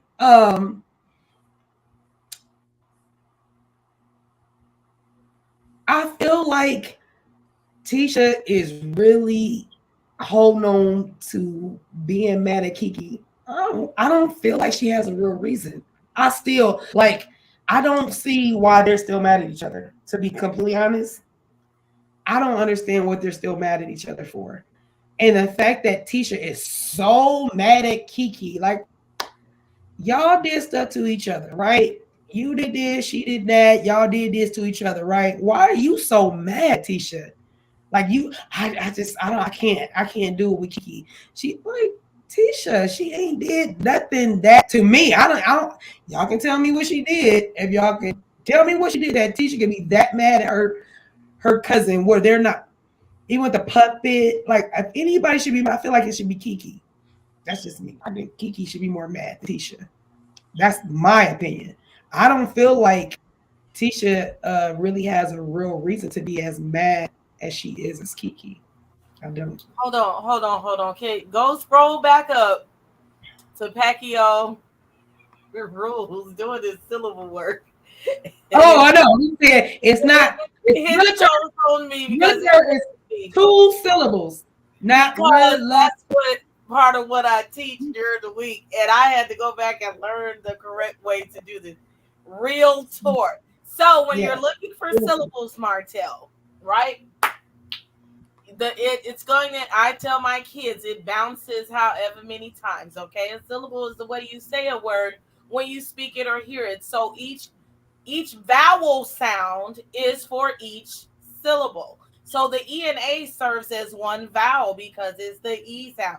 So that's your first syllable, and the O is the second one, and that is why a realtor has 2 syllables. Realtor. It's not real, because first of all, the A is not behind the L. The A is not behind the L. It's not realtor. It's realtor. Like, let's get it together, y'all. All right, so I don't like the cousins feuding. I don't like cousins feuding. And I blood is thicker than water. I think any relationship, whether it's cousins, sisters, friends, it has to be, you have to build it and you have to work on it. It has to be a 2-way street. And I feel like they're not doing that. As cousins, they're not trying to come together. They will, but I don't feel like it's cohesive right now. I feel like Tisha's still in the blame game. I'm blaming you. Go blame your husband. Go blame your husband for some stuff. Go as hard as you're going on your cousin. Go that hard on your husband, and then I'll be okay. She don't go as hard on him to me. She goes harder on her cousin. I don't like it. Oh, it's my go. Yeah, she'll go. My God, today. Please like the video, y'all. My God, today. My God, today, tomorrow, and forevermore. First of all, I think it is absolutely horrible to see in your cousin's face that she did not want to come work with you, but used the fact that she wanted peace to get her to do what you wanted her to do. I did not like the fact, like, I get what the cousin was saying, maybe Kiki is feeling a certain type of way because she's in mourning of her life not being in a certain place. But at the end of the day, that's not nobody's story to tell but her own. Right. It's the lack of accountability for me. It's the everybody gotta kiss Tisha ass, and she too is another one who nobody holds accountable. Come on. For her actions and her part in it as well. So, Ray Ray, girl, you my girl. You my girl, and I love you. I love you, girl. Ray, really? But here's where we gonna disagree. I didn't read it. I see it now. Here's where we gonna disagree. You said Tisha did nothing to Kiki. Let me tell you something. When she let this man in his dentures, thank you. When she cleaned them teeth that night after they had soaked in that denture cup, and she let this man put in his teeth to go run down her cousin business about something that she was ashamed of at the moment before she was ready to share it. She wasn't out here sucking dick for a rock. She was stealing out of people's houses for no rock. Did she take some pills out of family members' house? Yes. She willingly admitted that. She wasn't going around to everybody's house doing it. It was family members. And I'm not saying that it should have been from anybody. But when you let your bald mouth, girdle head wearing ass husband with his titties that stank because Wanda told us and he need to put some tussie up under them. When you let his lame Brian girdle wearing, bra wearing ass sit up there and run your cousin down to the ground with somebody else, that's what she did. That was the first level of betrayal, period. Now, like I said, let me tell you something. I can accept your apology, but we ain't gonna act like Tisha is still sitting up here acting like she did something wrong. And everybody in Tisha's life say what they want her to say, because when you don't agree with her, when you don't go with her narrative, then like everybody else, if Kiki would have said, no, I'm still hurt or whatever, you can tell by the way everybody in the family responds that she would have been shunned from that family. Because everybody looking like she was wrong. And at the end of the day, them talking about her addiction, like I said from jump. If I was Kiki, I would have said, girl, I ain't about to answer that question for you. You know what I'm saying? I understand you're trying to clear your name, and I mean, if you want to put me out, fine, girl, but I ain't about to answer no questions for you about my cousin. Don't the Bible say that you're supposed to forsake everybody and cleave to your husband and be with your girl? Let me tell you something. I love the Lord, yes, I do. But the Bible said you got to stand by your husband and no bullshit. It also say don't commit adultery. Listen. I'm tired of people not holding. Everybody wanted to come for Kimmy when she didn't want to lie for Tisha, but Tisha set her ass down there with Kawasaki and was dragging for Kimmy. Why is it that everybody owes Tisha loyalty, but she don't have to show none to nobody else? Bullshit. That is complete and utter bull. I'm not about to let you as my husband tell my cousin business. I would have said, listen, hey, girl, you know what you got going on. You need to let these people know before you be in their house. That's the way you handle your family when you love your family. That's the way you handle your family when you love your family. You don't go out there and expose them. And let me tell you something. Kiki has apologized, right? So by theory, people are saying Tisha apologized, so Kiki just needs to get over it. Okay, and Tisha can Right? So Kiki needs to get over it because Tisha apologized. But yet now we have seen Kiki since last season, since the reunion, on several interviews, on several lives. Because God knows Kiki, my girl, and she can talk. And she has said several times, I love my cousin. I never meant to hurt my cousin. She has apologized several times. So why is it okay for Tisha to be able to still sit in her hurt, but Kiki can't sit in hers? No, absolutely not. That's basically what Kiki told her, though. That's what Kiki was. Oh, that's why in the confessional, when Tisha was like, "Oh, I just wish she would I'm so tired. She don't get it." I'm like, Tisha, you don't get it. Like for me, I was thinking she paralleled them together. Y'all both are in the wrong for certain things y'all have done. Why is Kiki so much more wrong than Tisha? Right. And what she said wasn't detrimental.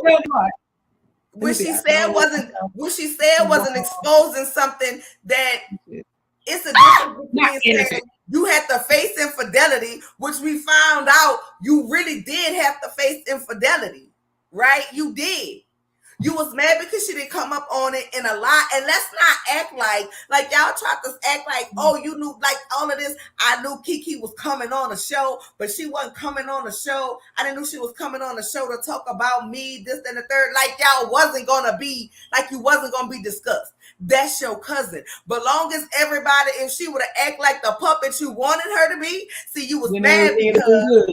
You was mad because she came on here and she didn't say Mel was trying to actively ruin your marriage. That's why your mama, your raggedy mom with them nasty ass potatoes around here serving raccoon nuts to people, leaving potato salad outside the sparrow, ain't got it on no ice, serving it to people, and now she want a goddamn food truck set up here and goddamn said we knew Kiki was coming on the show, but she didn't follow the script, meaning she didn't do what the hell they wanted her to do.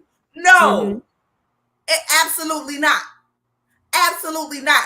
Oh, Kiki didn't know Mel like that. Kiki didn't know Mel like that. Kiki wasn't friends with Mel like that. When Kiki was friends with Mel first, and then when Kiki came out here with her CVS receipt after receipt after receipt of her and Mel knowing each other and all the stuff that Mel wanted to invite her to, and this and the third, y'all dragged Kiki for filth saying Kiki was a liar. And then last season, at the end of the season, when Carlos was reviewing the show, he said Kiki was always at Mel events. She just wasn't mic'd up, and how they knew each other. So Tisha was caught in the lie, and Kimmy was caught in the lie with that.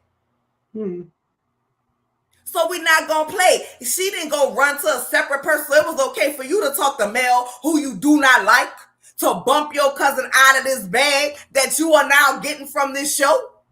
Because that's what y'all used it for. That's what y'all withhold it for. But now I can't talk about this. I can't do the same thing to you that you did to me. Bullshit. You use my stuff to get a bag, bitch. I'm about to use it too. So at the end of the day, are they both wrong? They are both wrong, in my opinion. She should have shown enough shut her husband the hell down. Period. I agree. You hold everybody accountable for your marriage except for your wide body ass back husband who we seen laid up in that goddamn bed.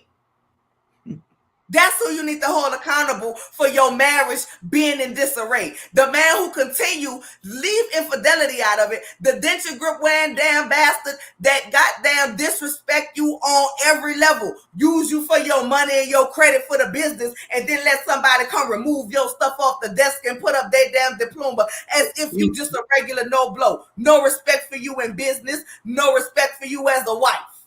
And is the son gonna come for his ass too? Is the son gonna come for that bond That's too? ruining your marriage.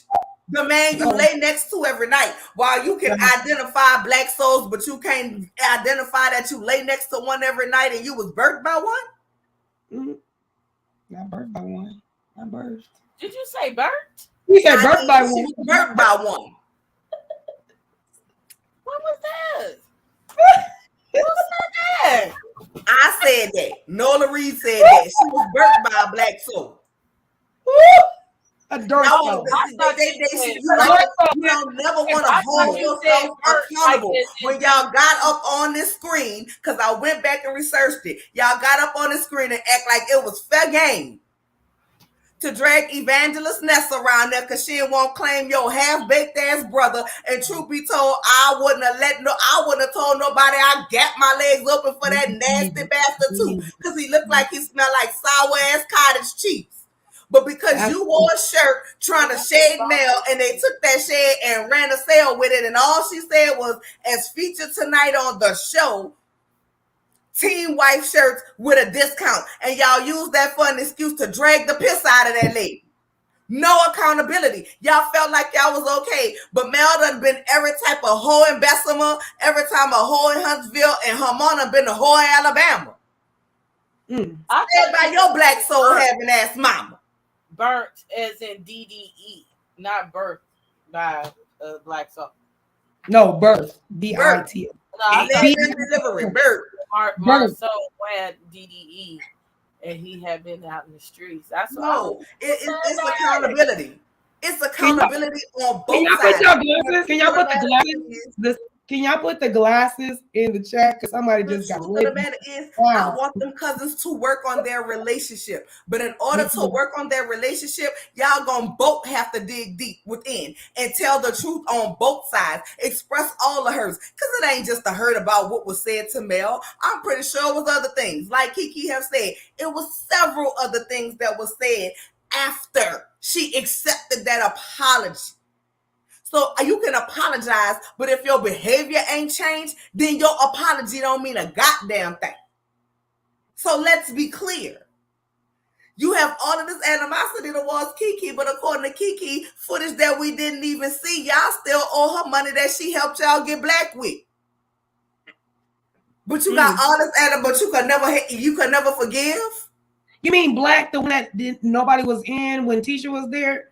And she was wondering when I'm not gonna say nothing about that because you gotta pay them people. You gotta, so that might be why when there's not people because when they go live, there are people that be in there. But they don't want to give out all of them cards, sad cards. I got what you're saying. It was looking a little skinny in there. I was a little nervous.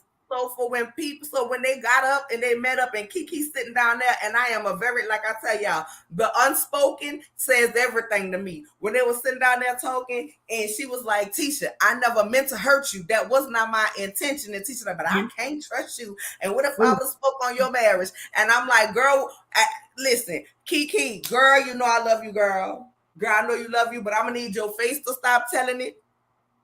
And I'm gonna need you to tell it, because at the end of the day, I'd have been like Candy and holler, speak on it, because we would have spoke on it. We would have spoke on both of the marriages, both of them, because I know she no more dirt.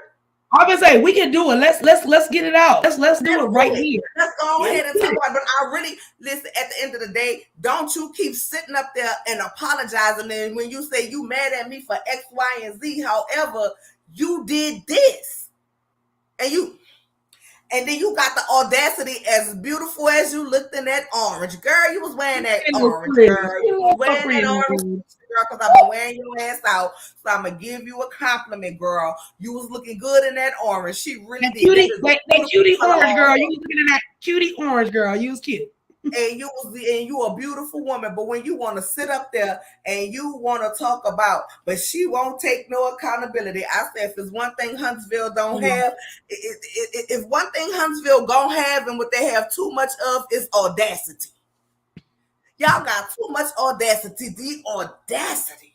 It was a lot of audacity. You to sit your behind up in there and talk about somebody who don't never want to take accountability, yet you don't take no accountability for nothing. Girl, get the fuck. Girl, get the fuck. You are so self-centered. You are so used to the Kool-Aid that everybody that Wanda poured everybody, because they don't want to have to deal with your mom for saying something about you, so everybody just kisses your ass. But the fact of the matter today is, baby, you gonna run across somebody in life who ain't gonna give a damn about you or your mom, and they're gonna let your ass have it behind the bullshit that you do. You expect loyalty, undying loyalty for everybody when you don't give it. You expect other people to be accountable when you lack accountability. That don't work. That don't even sound It don't right. work like that. It don't feel that way. You can't do it. You like that? It You don't like work. the And when we want to get the spinning stuff, like you're talking about, oh, if people don't like it, I don't want to be angry and just get the saying stuff. Well, girl, understand the mouth work both ways, baby. And everything that you don't want said can be said. Because we know it's more than that girl who was messaging him the booty pictures that he liked, because your whole family, when Marcel said, let me say it, and Kiki said, say it. And she went about to say it. Your whole family got the hell up. Your whole family exposed you and your husband. She probably should have been when we ashamed watched to the even Tisha say took on that. Marcel across the tracks. Your whole family told it when they cornered that Negro and told him everything about how he feel, how he handle you, and what you do, and all of the cheating rumors, because they all knew. When Kiki was about to spill it, they all grabbed their ass, they know. So your whole damn family know. Everybody in Bessemer know. Hell, people in Montgomery might know. Go to hell. What'd you say, Princess? Woo! Go. She Princess, probably should have been ashamed to even say that. Like, that. Oh yeah, he got booty pics, and that it wasn't shit cute about that to me. Oh, yeah.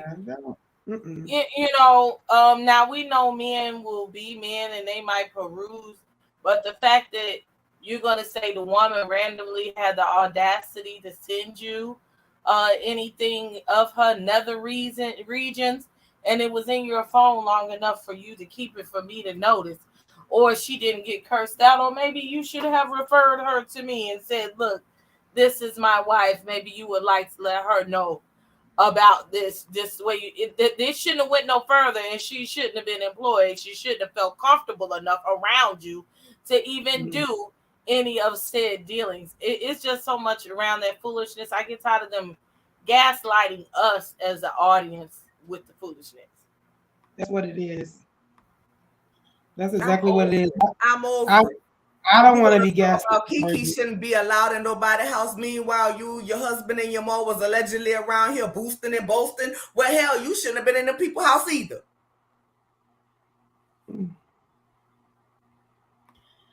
I'm just saying. But that's my final thoughts on everything. What y'all got to say? I'm waiting. I want to see the next episode. I want to see who the son is talking to when he says, I would never talk to my spouse like that. I said, whoa, the son gonna say that?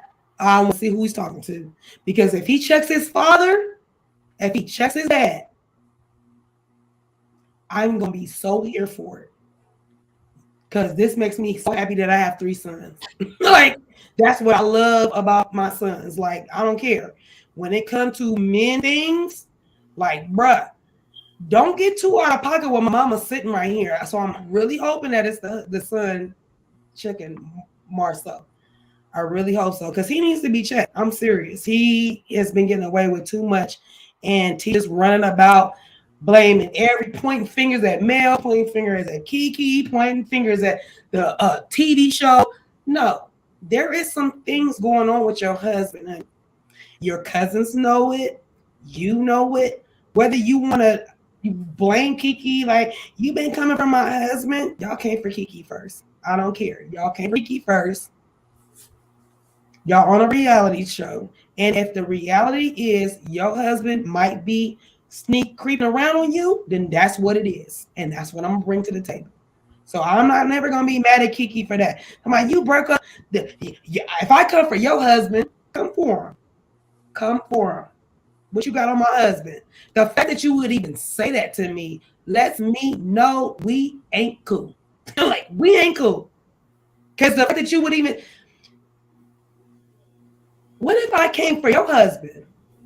Then now you're adding another layer to what is already going on. Because you came for me, then I came for your husband, since this is going to get your attention. And now you're telling me, but if I come for your husband, then what? Then we're going to have a big problem. Houston, we have a problem. We have a real big problem here. So we can either go like Michelle Obama, we can go high or we can go low. What you want to do?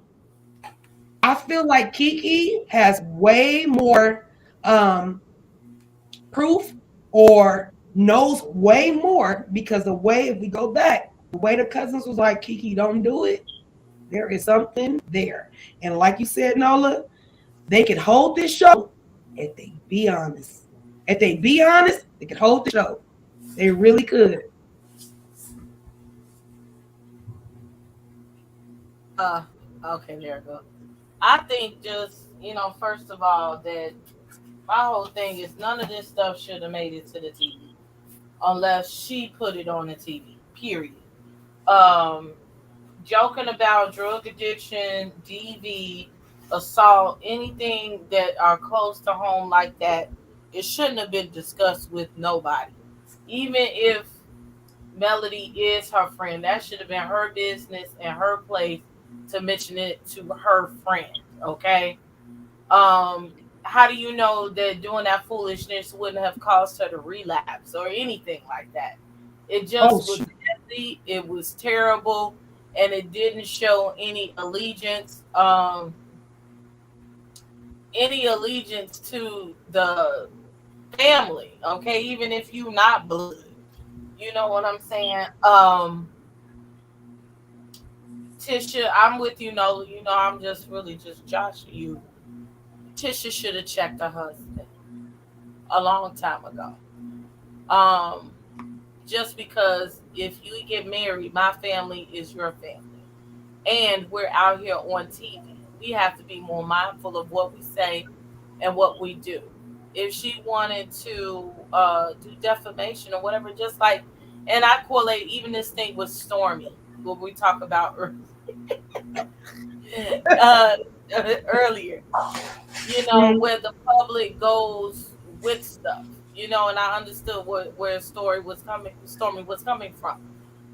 When we reported this last year, and they said it was something to be said, we got all kind of messages saying, "Oh, Kiki had bed bugs," and I had brought this to y'all, and I said I'm not going to repeat that because Right. we don't know what it was that was It's said. not And yes, factual. it was the furthest thing away from bed bugs that it could have been, right? Right. Um, Rumors are not cute. It's always funny until they are about you. And I think that they should just be more careful about protecting one another as a unit. Um, but I'm tired of them. Besides that, are we going to talk about male crying? And thank you. I've been in 6K for a long time, but thank you for the About what? male crying with, the male. Yes. With Nell. Mel crying with Nell. And her and Um, Nell. She was like, I'm over that. I haven't Miss Reese, I have not seen the Tisha and Carlos King interview. I will watch that today. Nola had told me about it earlier today. I just didn't get a chance. I actually watched the show that we're reviewing today. I watched it this morning, or actually right before we went on. That's why we're a little late, y'all. Sorry, but I say to say, yeah, I plan to watch the Letitia and Carlos King interview and see what how she about to hopefully she ain't as squeaky. Hopefully her backbone is straight, and hopefully she ain't. People about to kind of make that little pout face. They face go like this. I feel like Tisha every time she, even when she was talking to her cousin, when she was talking to Kiki, she makes this little face where she almost like she about to cry. It's just like that. Y'all know what I'm talking about? Her face goes like this. So I will go watch that. I really feel like Tisha's still playing victim. I don't know why. If you're gonna play victim to your husband and make him tell you what he's been doing. Don't take it out on your family. Stop doing that. That's just stupid to me. And as far as Mel and Mel, that scene for me put a lot of things in perspective that Mel is going through. That we see Mel being a strong woman, um, pursuing her careers, doing what she wants to do, taking care of her kids. And to see her really break down a little bit with Nell, it just made me feel like, ugh. Like earlier when I was talking about Martel, I was telling y'all like I see it from both sides. She made me really, really, really say to Martel, like has done too much to turn around, and it's gonna take a long time for her to forgive him. Like she has to talk to him because they got kids, but forgiveness is a big thing, and I don't think she's not gonna be able to forgive him. I really don't. I don't think I think he's went too far. He's said too much, disrespect her in such a manner. It's been on TV, it's been on the blogs, it's been so much disrespect. So to see Mel tell Neil, like, he's trying to now, he already claimed for me as trying to be a HOE, trying to, be a BITCH and all this other stuff. And then gonna turn around, he's gonna turn around and try to come on motherhood. Like, that's one thing a father a father for sure of this certain mother. A father should never come for the motherhood of any woman. Like, especially, I'm specifically to Mel.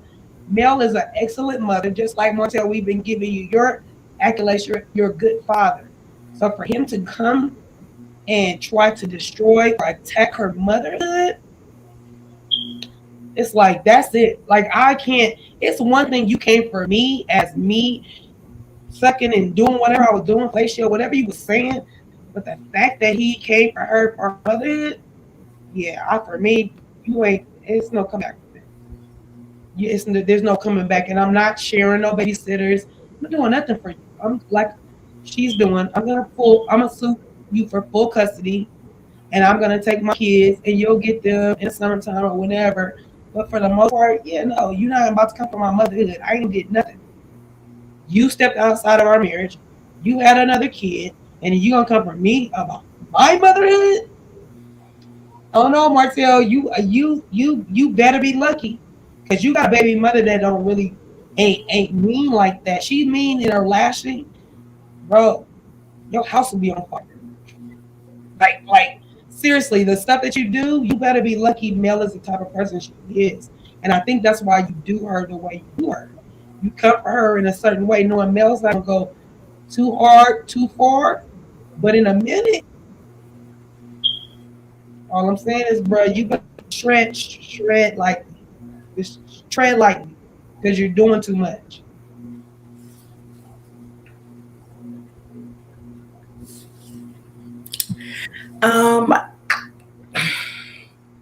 I feel like at the end of the day,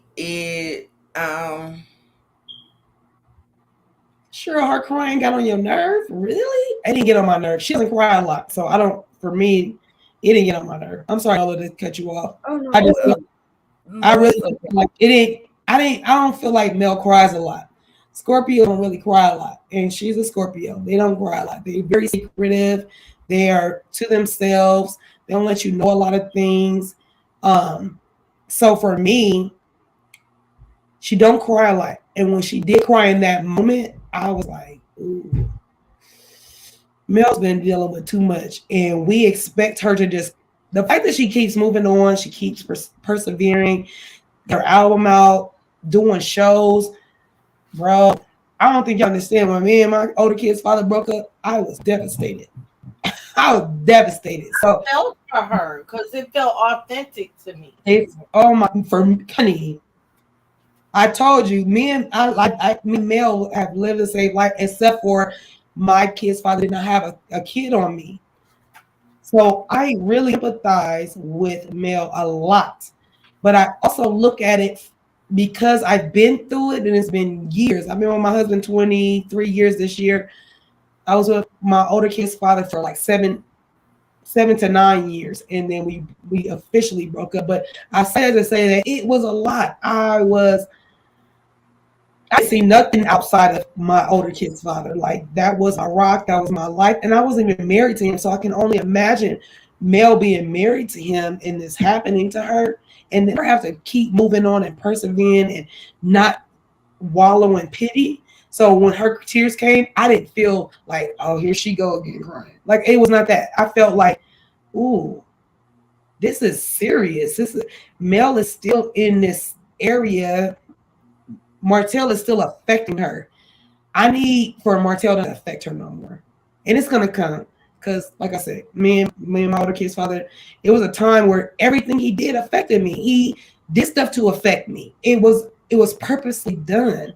And because we were in love, I allowed it to happen. Once the funny thing is, once Mel really cuts this fool all the way off, which he's been doing, hence the don't walk me to my car, don't ask me to pray for me, don't do none of that. Because look, bro, the only reason why I even talk to your weird ass is because we got children. So if it ain't about the kids, bro, don't talk to me. Don't talk to me about nothing else unless it's the children. Because I ain't got nothing for you. I have nothing for you. As a scorned woman, that is how we do. That's how I feel. And I just feel like Mel has been more than reasonable with this dude. She's been more than reasonable. And I feel like he keeps taking it advantage of. And in a minute, this Scorpio, she gonna sting him. She gonna claw this fool. She gonna sting him. And it's gonna be over.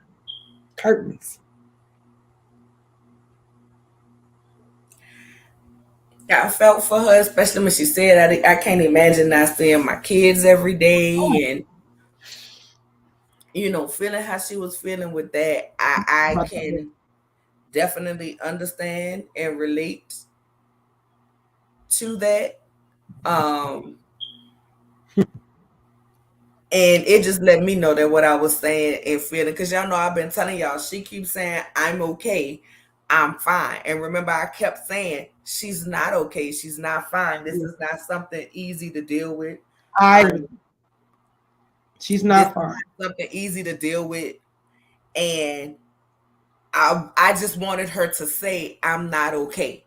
And so in this moment, while I wasn't thrilled for her not being okay, I was glad she finally said it. Like, it lets people know she got feelings. It hurts.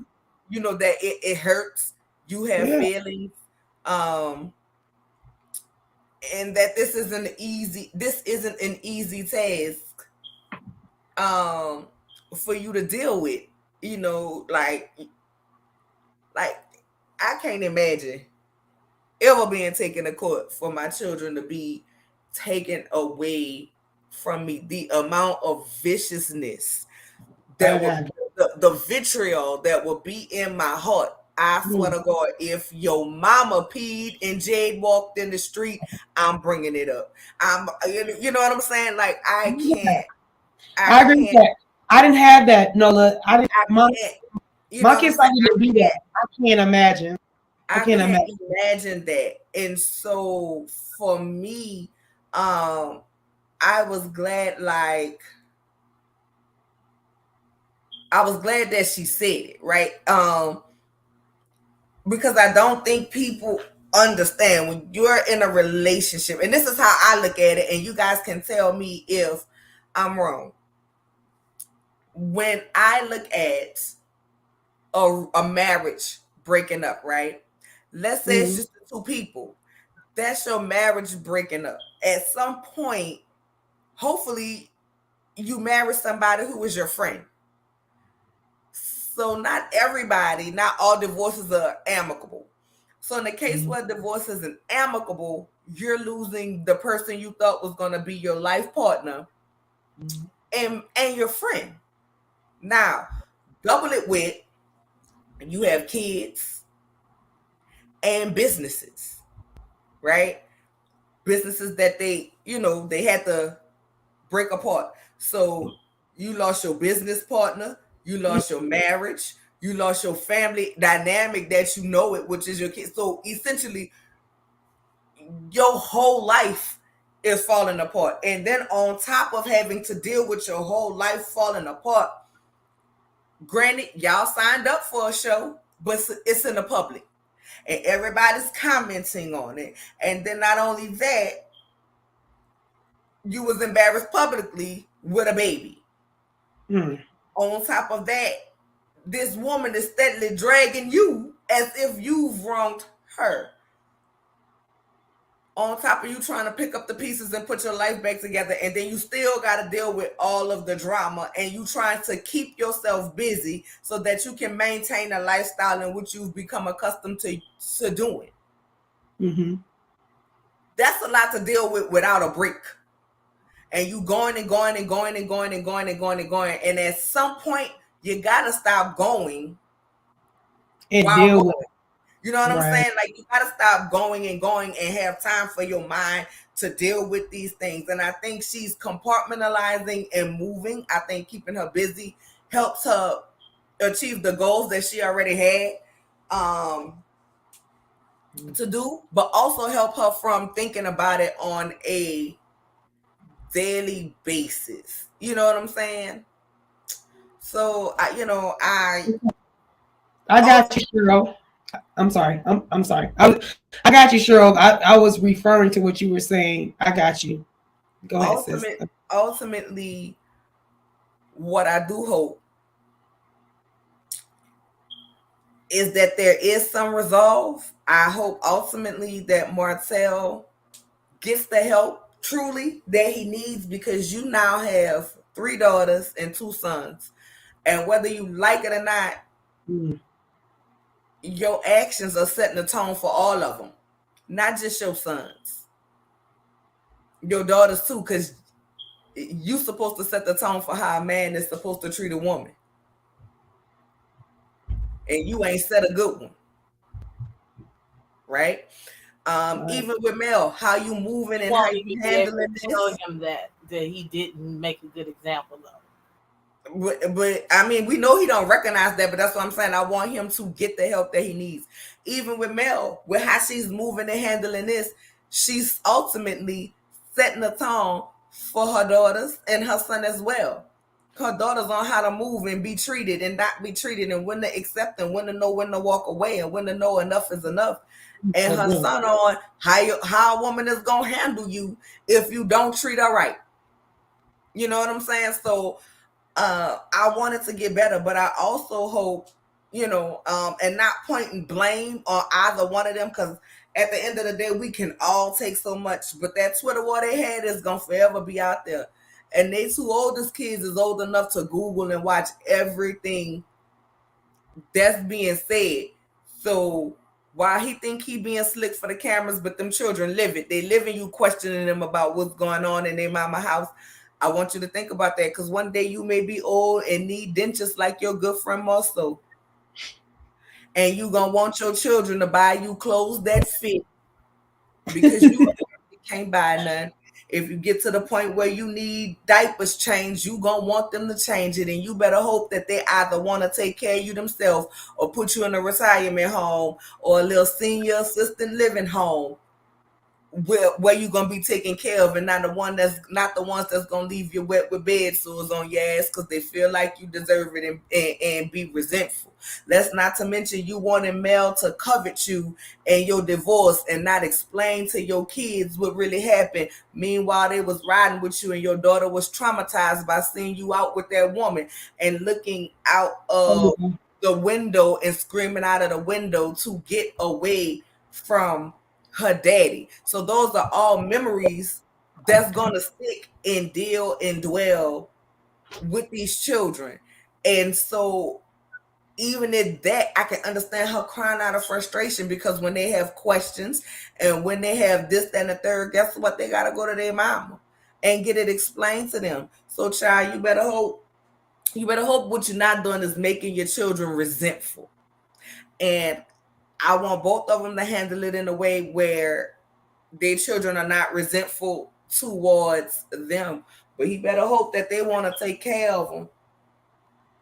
And that's Knox included, because look at how he talked about his mama and called his mama a peasant and called her 15%. Hell, a tip is 18% minimum. Now he called that woman less than a tip. And he think it's okay, and he see nothing wrong with it, and that's frustrating. That's gotta be frustrating to know how somebody is tormenting you, yet smiling for the cameras, and people are dragging you. but you know what you're dealing with, and you ain't really trying to go there and expose it. That's got to be stressful and hurtful and breaking down in tears when you say, let's just keep the custody agreement the way it is, but because you wanted to hurt me and punish me, because Audacity ran rampant in my veins like it ran rampant in yours, and I had the audacity to leave you and not put up with your bullshit, and now you want to torment me by taking my children away from me.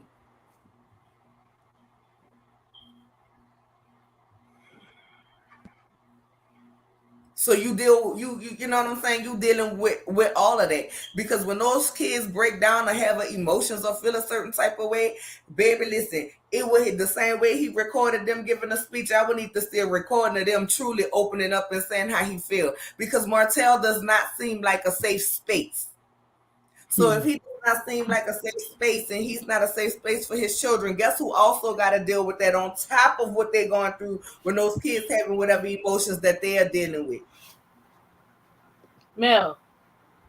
And that's what I wanted to say is like all of the games and the shenanigans is for his personal thoughts. But what about the kids and how they feel and how they have to, deal with this stuff and the repercussions of it?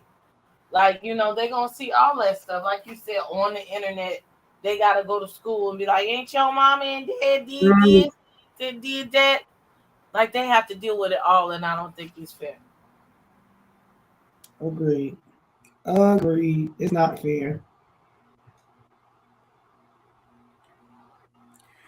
Well, if that being said, any final thoughts, ladies? I love you. Shit, I gotta go sign in for work in a little bit. They better not work on my nerve. I'm just playing. I ain't activated. I only get passionate about it when we talking about it, but when it's over, y'all know I'm gonna watch the Love Is Blind. Watch the Love Is Blind reunion. I just got on with my client yesterday. I'm on episode 4, and I'm about to go binge watch. It's so good. So, anywho, but yes, I am. The episode was good. It came out hot last week. It's still continuing on. I'm so happy about that. I don't want no bull. I don't know fluff scenes. I didn't feel nothing fluffy about these scenes that we seen in, the continuation of the first episode. I feel like they're still strong. We're still good. I'm looking forward to the rest of the season. I'm really looking forward to see who Lil Marceau is talking to. That's where like my whole brain was like, Marceau, really? This is what you gonna? Please be talking to your daddy. Please be talking to your dad, because I think you don't understand that his young kids are watching. They go to school. This is a topic across the board, and your kids are not exempt. They're not. So be careful with what you're saying and doing to their mom or whomever, because it can come back. That's all. I just can't wait to see that part. But as far as this episode, I was entertained. It was good. I have to watch Love Is Blind this season. I haven't even started You at the Reunion. Jasmine. Yeah, it's 10 episodes, and I'm on 3. So we're together. Jasmine, it's clear that you haven't followed this panel since the beginning, because I don't have any vitriol, any feelings, especially negatively, about Miss Melody Sheree Rogers Holt. Okay. I am an equal opportunity dragger. If I see poor behavior, it is my job to give my truthful commentary about how I feel about the behavior of a person. Let's be clear. I call out the behavior. I don't know that lady to say I don't like her. Melody is a beautiful woman and she's a good singer. I think that she's had some dark situations during this show. But is she a terrible person? No. She's funny acting. My own daughter, I'll tell you, she funny acting. Certain people on this earth is just funny acting, and they get some timey, and that is a term that people use. You get some timey. You're like, oh girl, you with me today, and you ain't with me later on at 6:30 at night. It happens. But I don't have anything against Mel. You just heard me give her a compliment earlier, say that Tisha could never be a male. Okay, That's she's not doing that. her boss thing. I think Martel brings out the worst in males sometimes. Well, I And can't wait to see when he bring out the worst out of Sheree because it's coming. yeah, Know I think that this show pushes it's her coming. to be It's coming. negative sometimes, you know, with the behavior, the way they treat her. Oh no, it's I equal agree. I agree with you, opportunity. Sean. It's equal I agree with you. opportunity. If I feel you Yeah. did something wrong, I'ma say it. Yeah, these two are, they both are equal opportunity draggers. They both are. Me, myself, I'm not really a dragger. You have to really like I'm the person that I look at both sides, but for me, you really want to like you gotta really get on my bad side, or it gotta resonate with me. That's how I look at it. It has to really resonate. And for me and Mel kind of were in the same kind of boat. That's why I said I empathize with her a whole lot. I do. I just didn't have he didn't have a baby on me, but and we weren't married, so that's the dynamic. Mel, we all make mistakes. We all do wrong stuff. Oh, Carol, really? So sweet. Pull Thank that you, up. Carol, for the super chat. I appreciate you, love. Love you, So ladies sweet. that don't watch the show but love your perspectives. Thank you so much. I appreciate you, love. Girl, we really appreciate that. Yeah, I feel like Mel does get the ishy end of the stick because it's really kind of her show. She's the one that kind of brought it to the forefront about her husband. So she's gonna get a little bit of she's gonna get more flack than anybody else, right? So I get it. I don't think none of us ladies dislike Mel, but there is a lot of millimeters. And so we just try to give the perspective like Mel does wrong. She does. We all do. We all make mistakes. We all do stuff. It's not so one-sided that Martel did cheat on her, but it's not so much like, oh well, what did Mel do? It's not about that for me. Or at least for me. It's not about that. It's more like she was cheated on, there's old baby, and if you put yourself in her shoes, how would you act? How would you react? And it's on TV, and it's played out in front of a lot of people, and bloggers and the internet is eating it up. So I feel like Mel is she's actually doing what she's supposed to do. She really is. She does what she's supposed to do. She don't create extra chaos. I think she knows that it would bring extra chaos to her family, so she doesn't. So yeah, I'm not a Mel basher or I'm not a Melometer either. I'm cool with Mel, but I empathize with her because I've been cheated on and my relationship broke up because of it, and I had children with said person, so I get it. I'm just pulling for them to get to the next level because even from the beginning, I was the one that was like, they're gonna be able to talk, they're gonna be able to co-parent, and people were like, I wouldn't talk to him. I'm like, yeah, you don't have children. You gonna say that because you don't have any kids. You can say that, but when you have children, it's a whole different ball game. I talked to one of my children's fathers for the personal reasons, but we had reasons why we couldn't get along. But I had to have a mediator. I chose a mediator. That is never fun. Okay. So when I saw her looking at Neil like I don't never want to talk to him, it make you a little sad because y'all got a lot of kids, y'all got a lot of years left that y'all got to deal with each other. So that's what I'm talking about. That's where me and my kid's father was. We were together. So not me. Well, I've been with my husband since my older kids were 8 and 5. They were 8 years old and 5 years old. And even when my husband met me, he was like, "You gonna have my daughter?" I'm like, my kid's father not gonna allow that. I don't know what you're talking about. So I like I say, I empathize with Mel a lot. I really, really do. It's a hard place to be in, to shut your feelings off for somebody that you love and care for, and then you looking at your children's face and you see this man's face. You see his face, you see his attitude. She got a little Martel, I had a little Chris. So I get it. Like it's hard. That's a big pill to swallow. trust me, to not take out the frustration you have on your kid's father or your kids, which she has not, or to just be a net person, like F all men, F all husbands, F all everybody. You know, I like that about Mel. She's so positive. She's kept positivity. She did her album. She still was speaking to women. Mel is she's a really cool ass lady, like for real. For the amount of stuff that she's A doing. whole lot. You can't Yeah. take that away from her. She's had to push through a whole lot to get where she is. And look, God is blessing her. And what she say? God bless you on your journey. That part. And Char, my love, I know you was a Scorpio girl. Love me some Scorpio. My mama was a Scorpio. My grandmother's a Scorpio. My auntie's a Scorpio. And I birthed a Scorpio. And I'm 3 days off of being a Scorpio. That's why my Libra ass traits, I will sting you like a Scorpio. I'm gonna get a tattoo. It's gonna be a Libra scale and it's gonna Scorpio, keeping me a little bit off balance because my Scorpio-ness is no joke. I don't play about it. I know it's there. Scorpio's no joke. That's why I don't like Mel. She's gonna be fine. Like she's gonna be fine. She's been fine. She's been fine.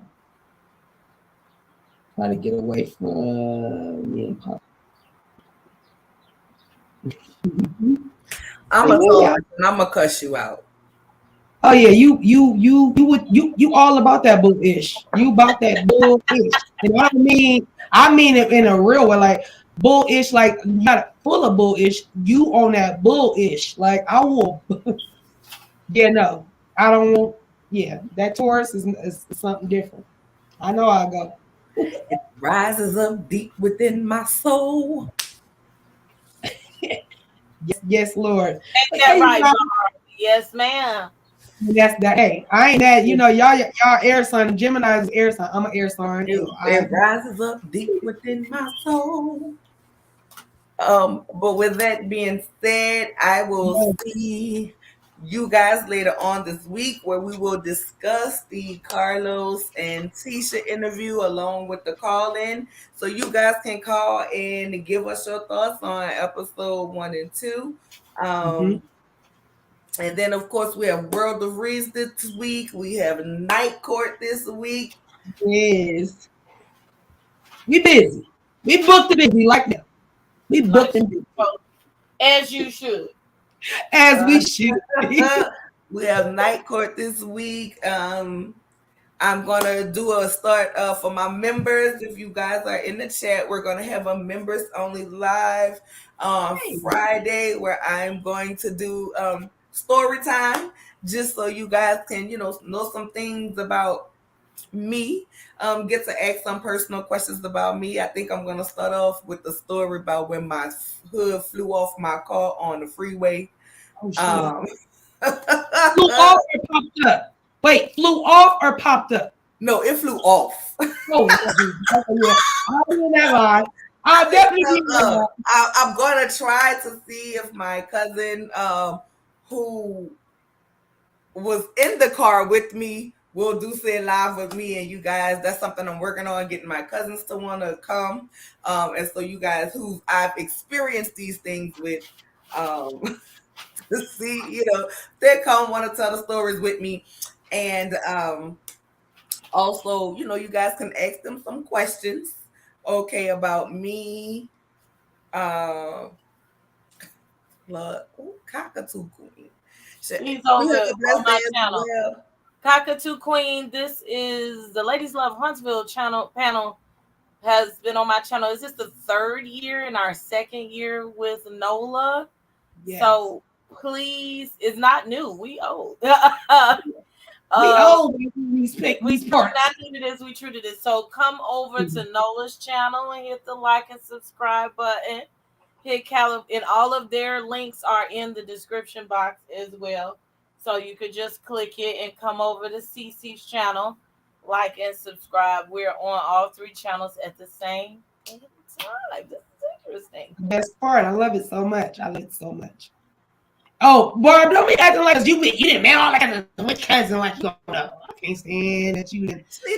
You so good, you get on my nerves. How much y'all just love my sister and y'all. You didn't met the family. You didn't mess the nieces. Oh, okay, all right. I just playing sis. You know I mess with you. Yeah, which cousin is it, sis? Which cousin? Has she met the cousin? She has met the cousin. Boom. There you go. Barb, you wanted to know. Barb, you wanted to know which cousin you want to know you met him. Listen, Barb has met all of the cousins that I would have these stories with. Barb has met every single one of them. Yes, all my cousins that I would have stories with, except one, and that's because she wasn't at Mardi Gras this year. She lives not in New Orleans. But other than that, she has met all of my cousins who I have these stories with, and yes.